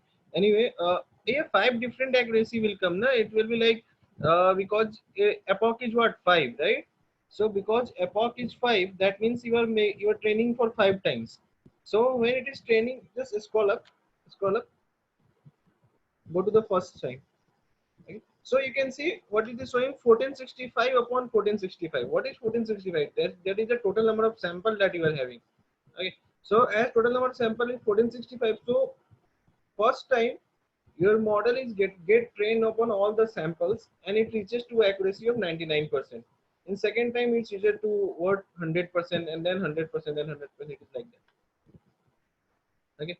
So it is just like you train the model for 5 times. That's why accuracy is like 5 times coming. Got it, Aditya? Okay. Basically, what you have to do, what I told you. Look here. For example, again I am executing the things from the top. Okay. So everything is done. Now model is compiled. I will make it for 10 times. I will increase the epoch to 15 times. So all of a sudden it will get trained for 15 times. So first time accuracy is 71, then 84, 85, like that, right? So for the first time, after first training, it is just like you got a training for the first time on a particular concept, right? So you learned about 71% of the complete concept, because learning anything for the first time, it's not like that you can learn 100% of that concept, right? So you learn 70%. Then the second time again you try to learn those things. Okay. So there are so many things that you were knowing from the previous experience. Okay. So you learn something new. So second time training you learn 87%, then 91, then 93. It's like go on. And after 15 times of training, the accuracy is around 99.5%. That is almost 100%, right? Now the thing is, this is a training accuracy. This is not a testing accuracy, because this is being used over extern and wide train. Okay, this is what, this is a training accuracy. What I told you is to calculate the testing accuracy. Means you have to calculate the accuracy over test data. Means on test data, without, how will calculate the accuracy over test data? All of you know, for calculating accuracy over test data, you need to predict the test data. So how can you predict? You can predict like this: model dot predict x test, right? Model dot predict x test, and whatever the predicted output will be there. Okay, the predicted output will be what? Y pred. Whatever the predicted output will be there, that predicted output will be compared with what? Will be compared with y test. Okay. That means predicted output of x test will be compared with y test for accuracy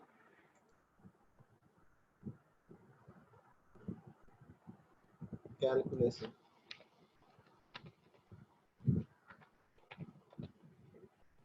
For accuracy calculation. So predicted output is what? Y pred.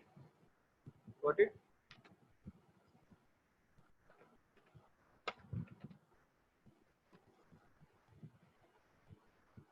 This is your predicted output. This is your actual label. So just tell me, how can we compare these two? This is the prediction. Prediction of first sample, prediction of second sample, okay? Prediction of third sample, prediction of some n sample, prediction of n plus 1 sample, prediction of n plus 2 sample, like that. So just think of it and tell me, how can I compare this predicted output with the actual label that is present in white test, because on comparing only I can get the accuracy score. Okay, just tell me.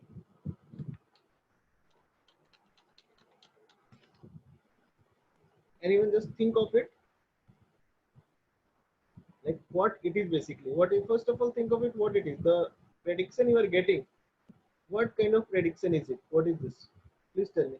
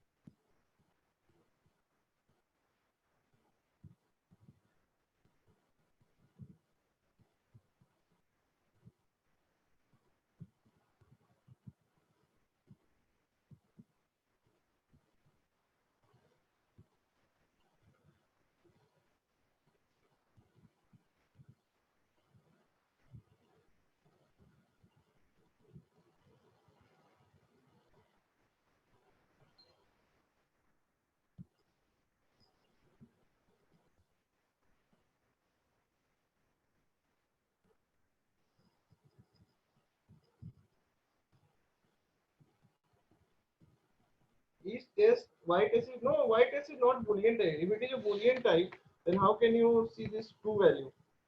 In boolean there is no true value because we are having what? We are having three things, right? We are having three things. What was the three things? The three things were person, that was 0. Okay. Then we are having car, that was 1. Okay. And then we are having what? Motorbike, that was 2. So it's like 0, 1, 2 is there. That means we had labeled, we had encoded the data like that. That's why, and the encoded value was in y, and this encoded value was present in y, right? And y test is coming from where? Y test is coming from y only, because you have divided the y into two parts, y test and y train. Okay, y train we had already used.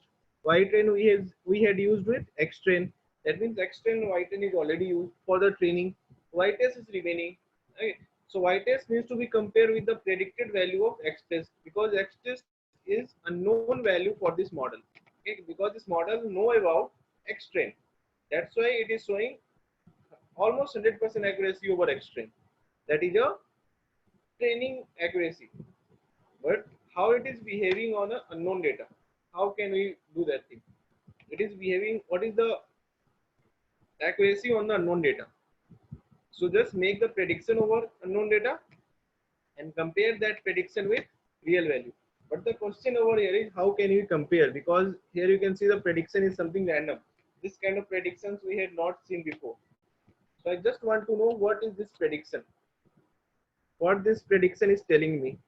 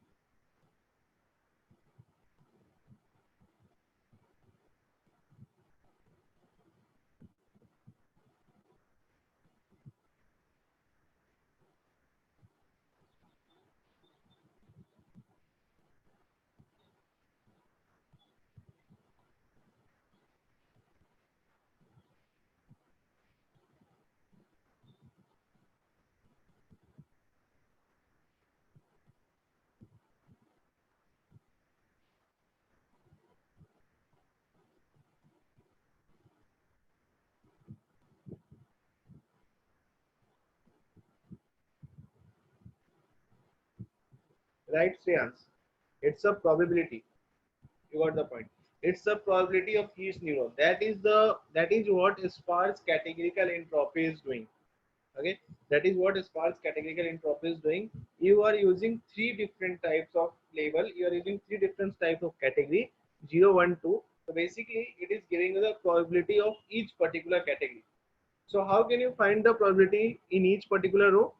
Sorry, the prediction in each row. How can you find the prediction in each row? We all know we can find that thing by using something that is called ARG max. That I had told you about ARG max in the second session of first session, I guess. Okay. So what we have to do, np dot, basically for I in y trade. Okay. For I in y trade, print np dot arg max I. Okay. So this is your predicted value. Right? This predicted value you can store in p. Okay. P dot. Is any doubt with ARG Max? I guess you must know about it, ARG Max, right? Everyone, if anyone is having doubt, please you can ask. If you are not knowing, then you can ask. Otherwise, if you know, then we can move ahead. Now we can compare as usual. Okay, true false is coming. To find out the sum of all the true, what you can do? Dot sum L648, and total value is what? Len of X test 94%. Means on testing data we are having accuracy around 95%. Okay, and on training data we are having accuracy around 99 or around 100%. Means that is almost cool. Okay, so our difference is now decreased as compared to decision tree classifier. Okay, but it is still almost same as the random forest. Right?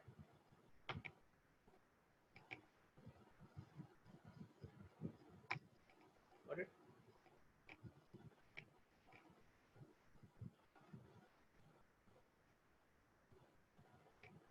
So you can complete it, and after completing, what you have to do? There is one more thing that you have to do.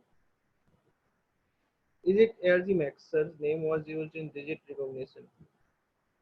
Yeah, right. Digit recognition we have used ARG Max, is it?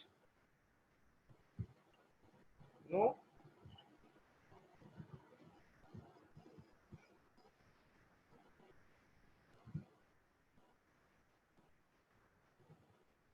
In digit recognition we have used what? We have used decision tree classifier, right?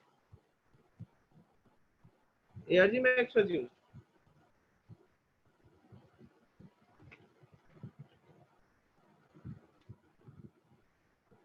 Anyway, this is done. Okay. Next thing you have to do. Okay. Next thing what you have to do, you have to make the predictions. So let's take X test. Okay. So as you make the predictions over X test, you are getting a predicted value. For example, I want to do model dot predict X test, and I want to predict the 40th value. It is showing me error. Can anyone solve this error?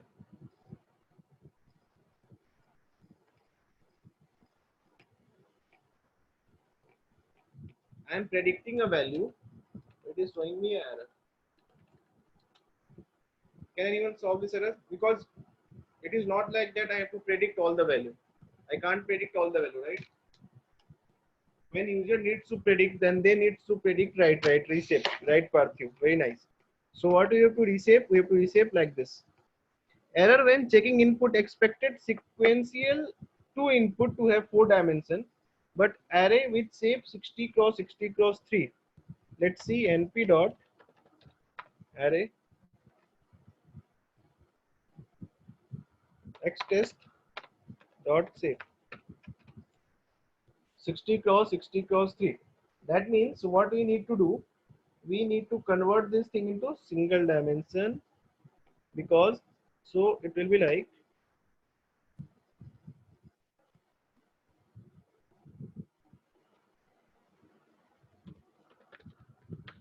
dot reshape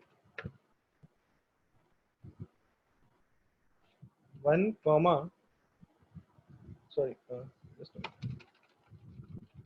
X test 40 is required, right? 60 cross 60 cross 3 dot reshape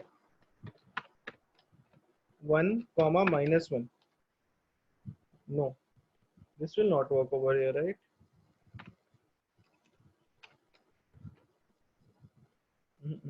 So what you can do over here, we can use 1 comma 60 cross 60, that is 3600, 3600 cross 3,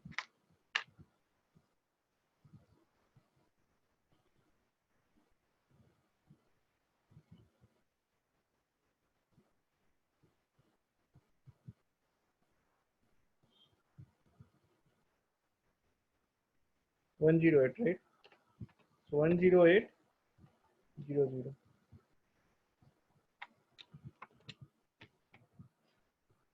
Because training is made on what? Training is made on flattened data.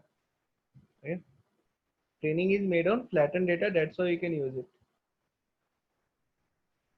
Or else we can use this one also. Wait. We can use directly dot travel also. This will be more easier. Dot travel.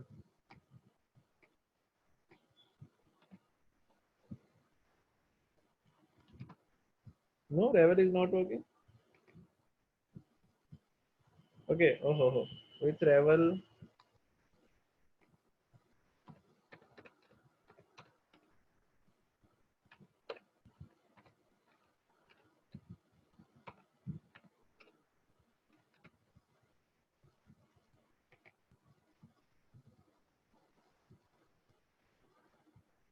What is doing like this?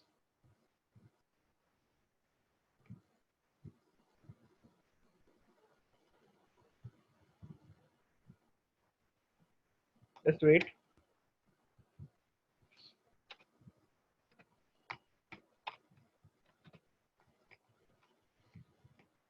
It is not predicting over extend dot save. This one. So basically it is getting flattened.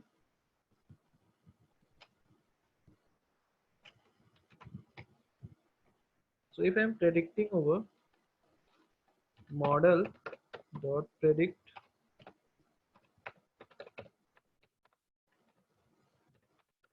x test 40 dot travel.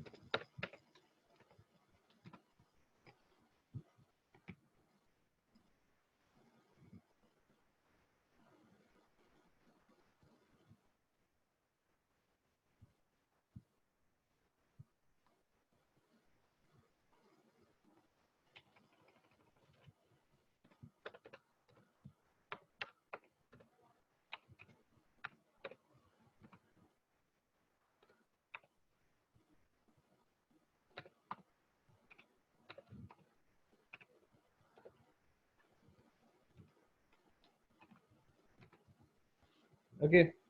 Okay, got it. Actually, the training is made on 4-dimension data. That's why 4 dimension is required. Okay, the training is made on 4-dimension data, right? Extend dot shape, you can see it's a 4 dimension. But as I'm passing x test 40, any one value I'm passing, so that dimension changed into what? The dimension changed into 3 dimension because I'm picking a single value. So that's why I have to use 3 dimension of it. And thereafter, what I can do, np dot arg max.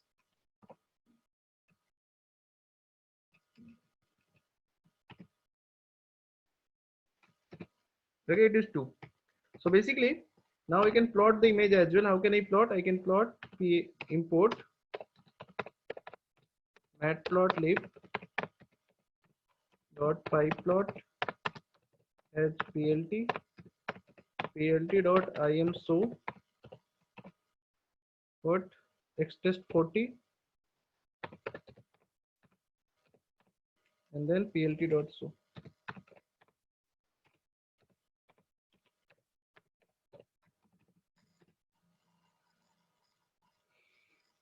So what is it? Is a bike predicting as a 2. I don't know 2 is bike or what. But the same way, what you can do, you can pick any image from the, for example, look here.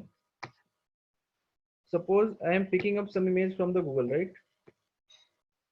I will go to Google. Okay, and I will pick some car image, right?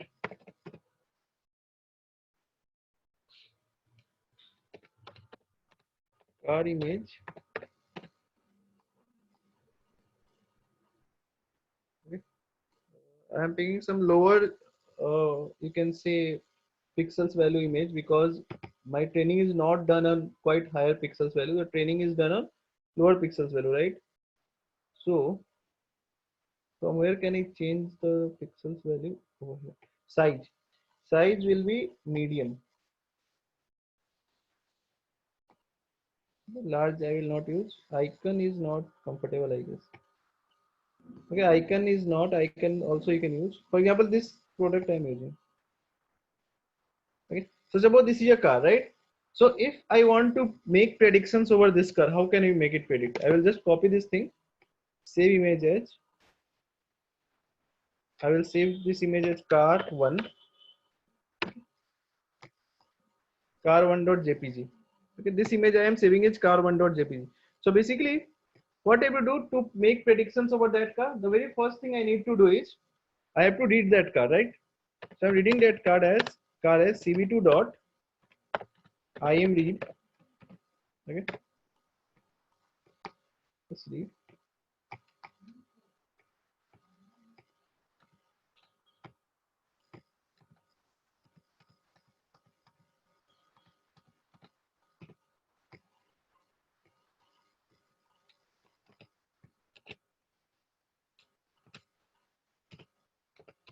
car1.jpg.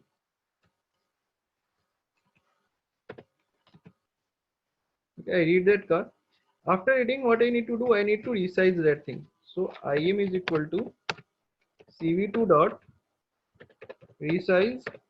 What is going to be size? I had trained over 60 cross 60, right? So just make it 60 cross 60. So this is my IM, right? Now I have to make the predictions. How can you make predictions? I can make predictions by model dot predict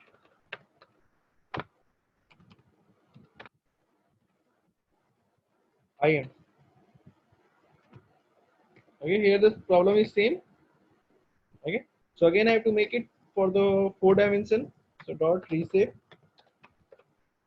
1 comma 60 comma 60 comma 3. So this is the prediction. Next, what I can do, I can just use np dot arg max.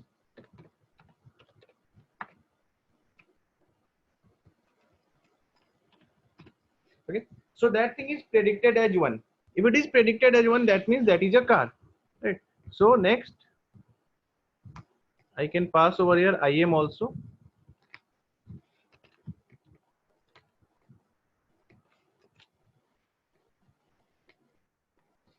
So an unknown data from an image of a Google also I can make the prediction. So it is predicting as a car because it's a car. Okay, so Google image also getting predicted. Next important thing, if I want to draw the image over another window, that means look here, cv2 dot, just like plt or you can say matplotlib, cv2 is having a library named imso. Here you can pass directly im cv2 dot imso. Im is what? Im is this car, right? And thereafter cv2 dot weight key we have to use. What is weight key? Weight key is like will define as a how much weight is required, how much time, till how much time your image will be there on your screen. So weight key will be generally 0. Why 0? Because till the time you don't press any key, the window will not closes down. Okay. Thereafter cv2 dot destroy, weight key ka k capital, right? Weight key k is capital. Destroy all windows. This will destroy the window once you press the key. And here I have to pass a string, my image. I will execute it. As I execute it, you can see I will get a small image like this. Okay, I am getting a small image like this based upon the size. Okay, so as I am getting a small image like this, that means it is what I can see the image, as well as what I can do next. I will not use over here. I am use over here. Let me use. We are resizing RM. Let me use RM over here. That will be better option. Here RM. Here IM will be good to get the image in quite good picture. So image will be drawn using IM and prediction will be done over RM. RM is what? Resized image, right? Again, execute this thing with RM. So as I execute, why it is showing so small? It should not be. Is it so small?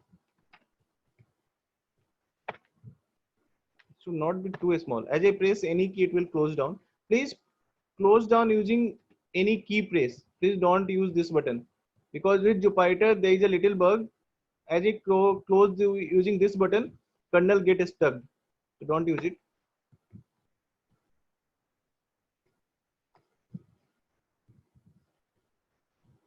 It is not getting updated. Why? Something has been changed, but it is not getting updated. Okay. So what I want to tell you, while you are getting the image, right, in this image you can make the predicted value appear. That means you can make a loop, and using that loop just try so that my image and place of my image, the prediction should be there. Means here you can see it's showing my image. So here the prediction should be there, that it should write over a car or a person or a bike. Okay, here it should not be my image. Here it should be car, person, or bike. This thing you have to do. Okay.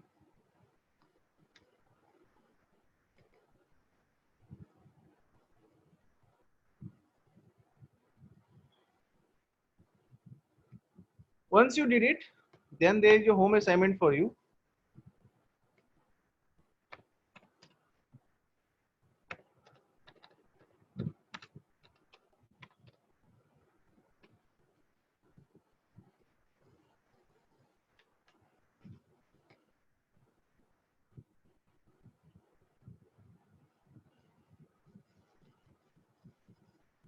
You have to use this data. This is a data of images of cats and dogs, right? Okay. Train.zip and test, two folders are there. Just download this data. Okay, everyone.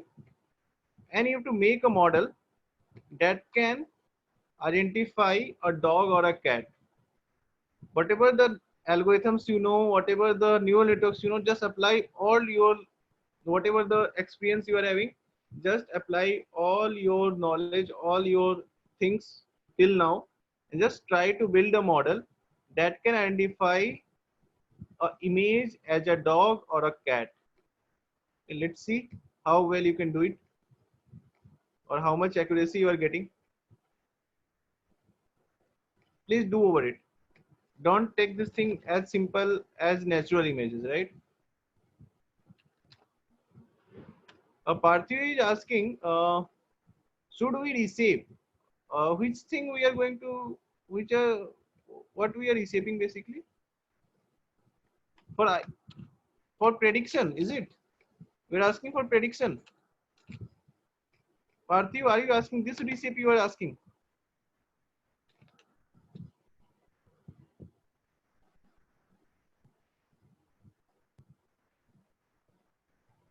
Yeah, right.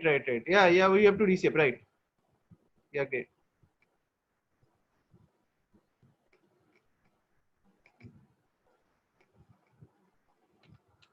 Actually, what is not working for me over here, using CV2, I am passing RM. Okay, and RM I have reshaped, but still, just a minute. Let me start it again. Let's see.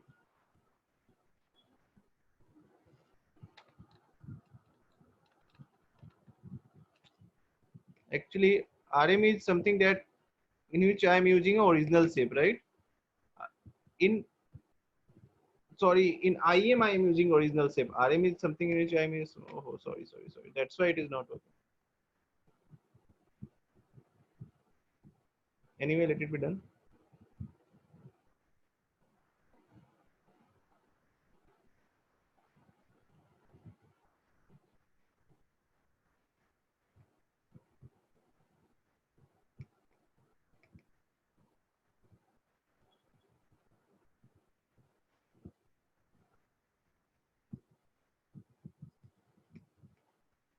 You have to pass IM, right?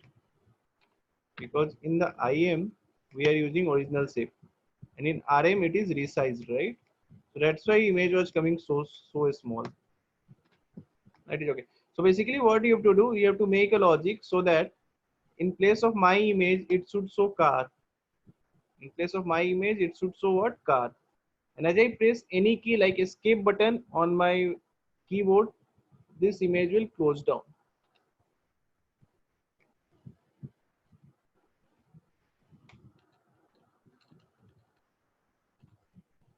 Can you do it?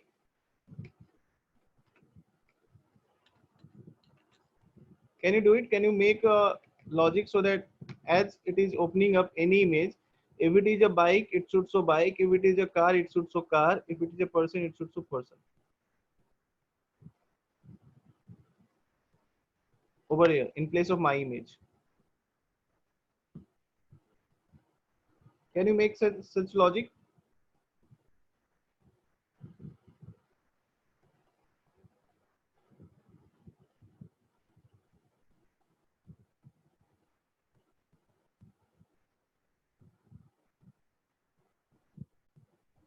Yeah, that's it. If else statement. Yeah, right. Anyway, you can work upon it, and please do work upon cats versus dog image set.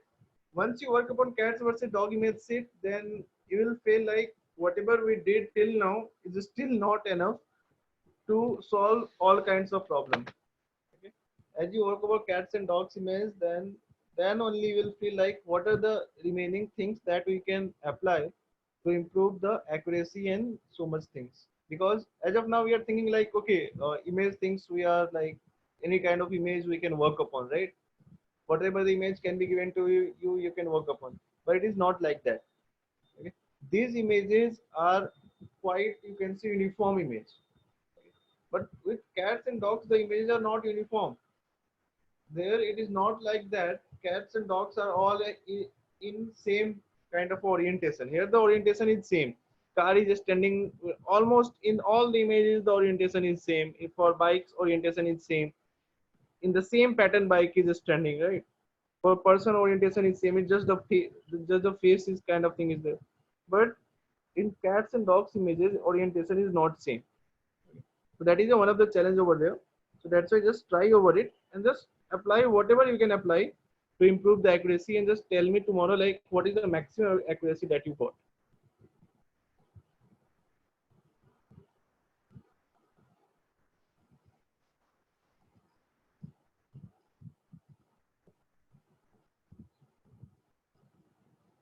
Is it done for everyone or something required to share? Shall I share the code again or anything required? I don't think anyone needs the code. I had already shared, and after sharing certain more things I have added, but I guess those are already done, right?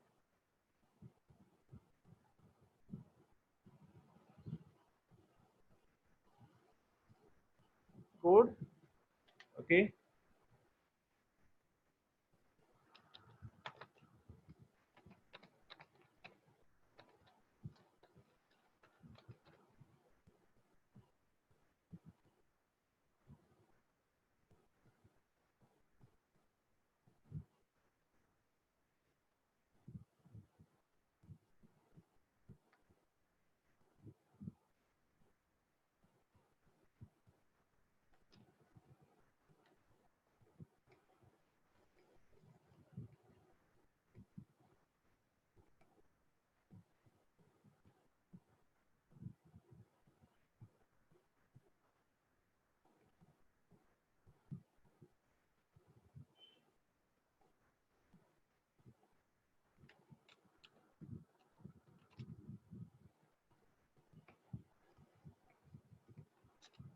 This is the code. Just get it.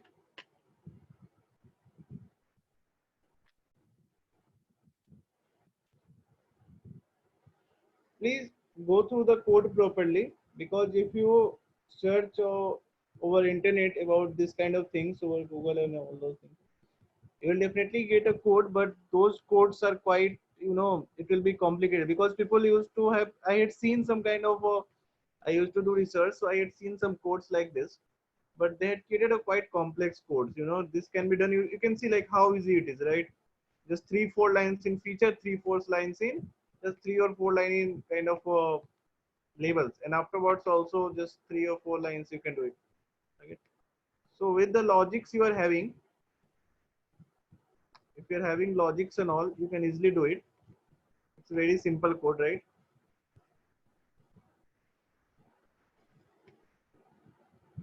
So just apply the logics whenever required, and if anytime you face problem, just open the documentation will help you a lot, right?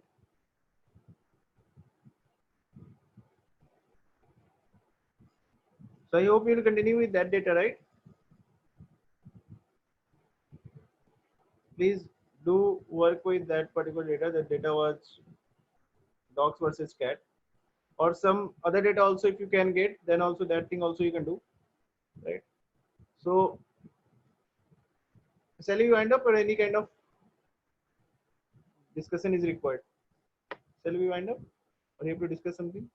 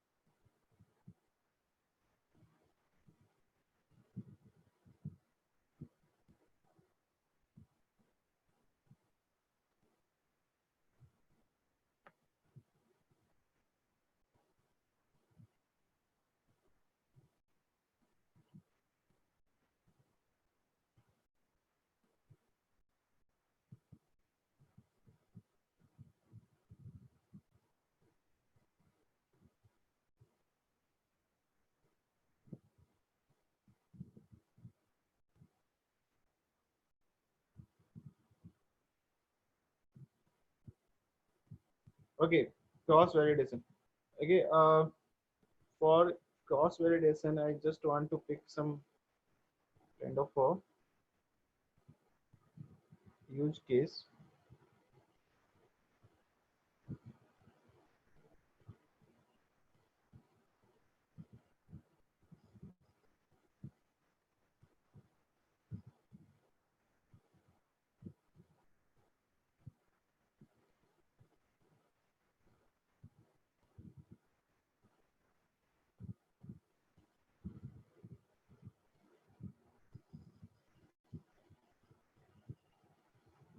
This is okay, Srihan. This is one of the statistical approach. Okay. Uh, if you ask, then I will surely discuss it. This thing, the statistical approach, how it can be applied over a data set. Okay. So the first thing that we'll discuss tomorrow is the cross validation. Then we'll discuss the next part. Okay. We have to use scikit-learn. I will discuss this thing in detail. Complete algorithms behind cross validation and how it works. Okay. Tomorrow the means in the first session only. Just as we start, just remind me once. Okay, so that I can discuss this thing in detail.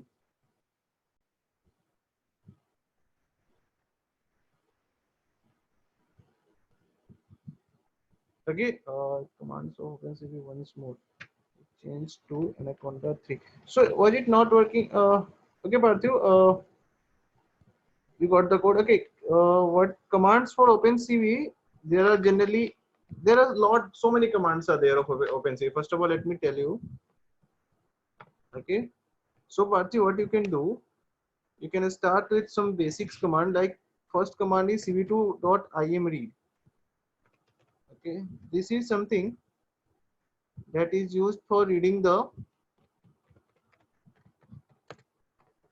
features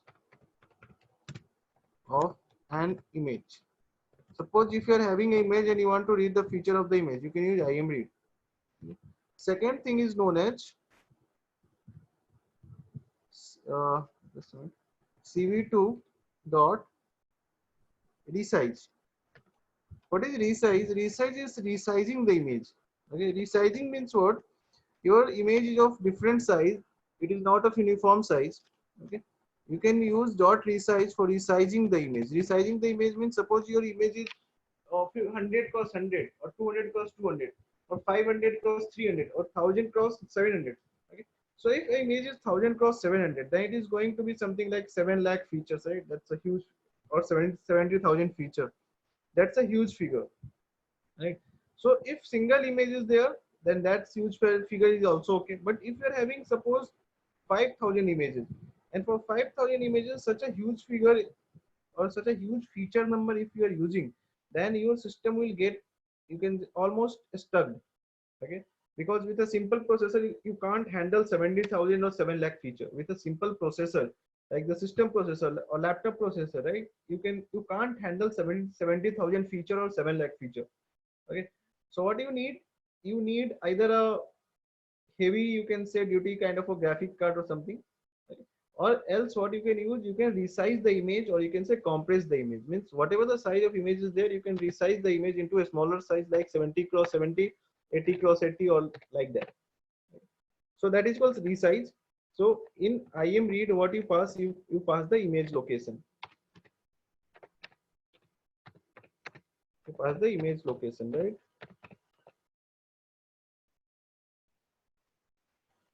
And in resize, what you pass, you pass the image which you read, comma, and the size like 70 cross 70 size you think is good. So it will resize all the image into 70 cross 70. Okay, the 4900 feature is all good, you can use it. So after resizing, what you can do, you can use that particular image, like after resizing you are storing the value in K. Okay. So K can be used as a feature thing. Okay. Thereafter you want to plot the image, you want to look into the image, how image looks like. How can you look like? cv2 dot IMSO is what? Through IMSO you can visualize the image. So you want to visualize over K or I. Obviously you want to visualize over I, because K is something which will show you a smaller image. Okay, it will show you a smaller image because K is resized. For example, if I execute this, you can see original image. But if I use a smaller size R, you can see it is a smaller image, right? So I don't want to see over a smaller image. So IMSO will pass the original image. This will be passed with a particular string value. Any string you can use. Thereafter, cv2 dot wait key. What is this? This will be used with either 0 or 1. If you are using 1, then you have to define the dedicated key for it.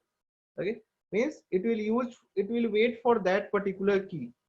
Okay, why we use it? Because if I don't use it, then image will appear and disappear in a moment of second. It will just come and then go back. Okay, so wait key will be used to, so that OpenCV can wait for a particular moment, and then cv2 dot. So if 1 is not used, that means no dedicated key. If we are using 0, that means any key you can press, and with 1 you have to define the key using if statement. Destroy all windows. It will destroy the windows, whatever the windows that you can see. It will destroy those window, the OpenCV window, so that the process will stop. For example, if I execute it, you can see this is coming up and the process is going on. The start symbol is there. So if it is a start symbol, that means next line command I can't execute.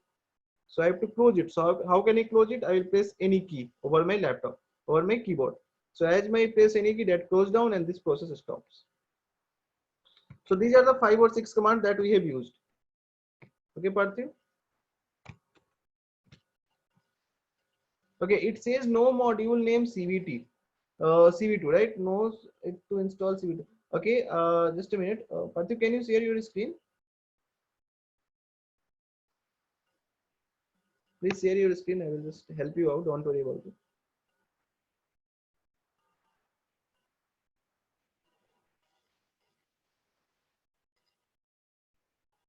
Okay.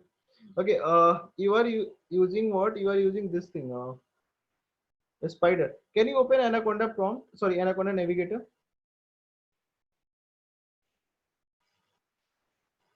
Okay. In applications on section, select. Yeah, select TensorENV, because OpenCV is present in TensorENV, right, Parthiv? Just wait for a minute. Wait.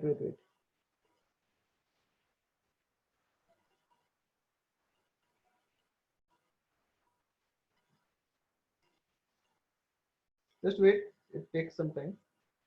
Don't be in a hurry. So here you can see a spider is there, right? So please start a spider in this location. Yeah.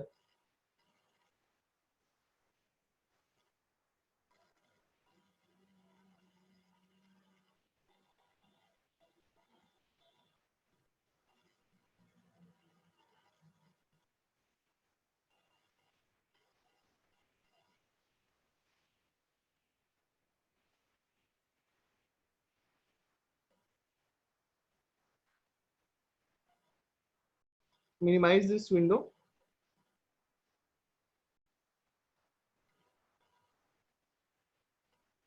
Close this window. Close this window. Yeah, you can save it or you can. And then again start it there.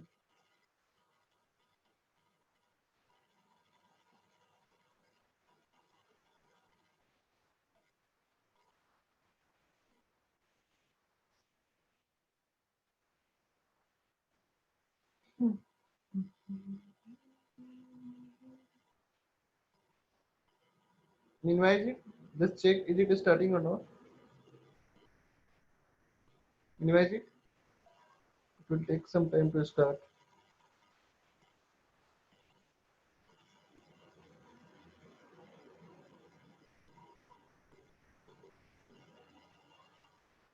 Can you open Anaconda prompt?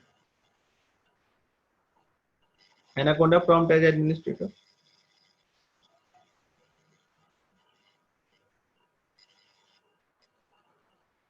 Type here activate tensor env. Activate space tensor env. Enter. Okay, and then give this right spider spyder.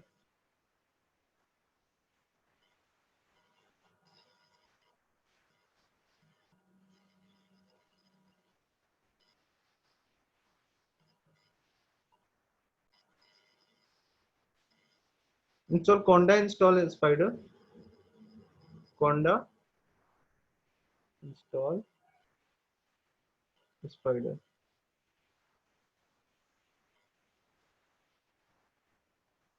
If you will work upon Jupyter, it might work properly. The spider, there are certain things. Not here, please don't start from here. Start from the environment section. What are you installing? Okay, press Y and enter. Press Y and enter. Just wait. Just close it down. Okay, now type a spider. Wait. Oh,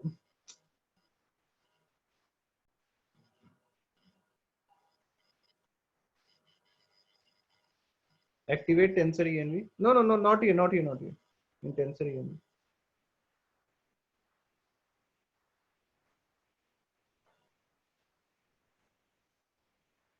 Yeah, then type a spider.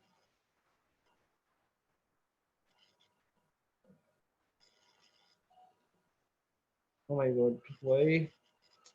Wait. Because it could not find or load the Qt platform plugin. Qt platform plugin it could not find. It is corrupted. Can you click over environments? Something has been corrupted, I guess. Reinstallation will be required. Then open, yeah, from here just open.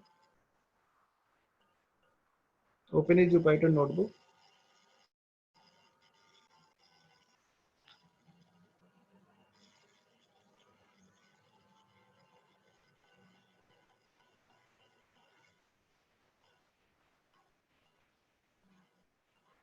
New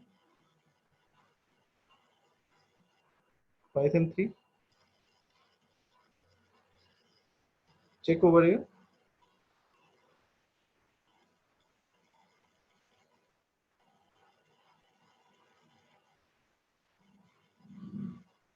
Okay, Parthiv, do one thing, just check your code over here.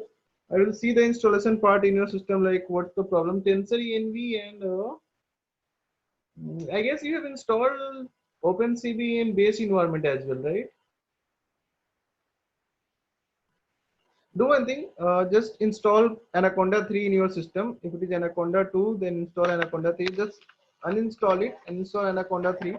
And then again, we'll see the things what, because I guess there is a problem with Anaconda 3. There might be some bugs as well. Okay. And then we'll see if problem will be there, then we'll see this thing. Okay. First, you can complete your code over here. Okay, Parthiv?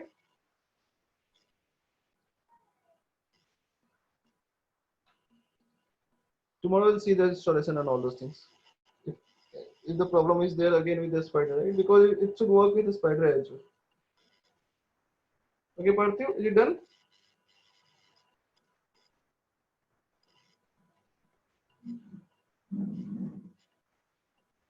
You can check TensorFlow as well over here.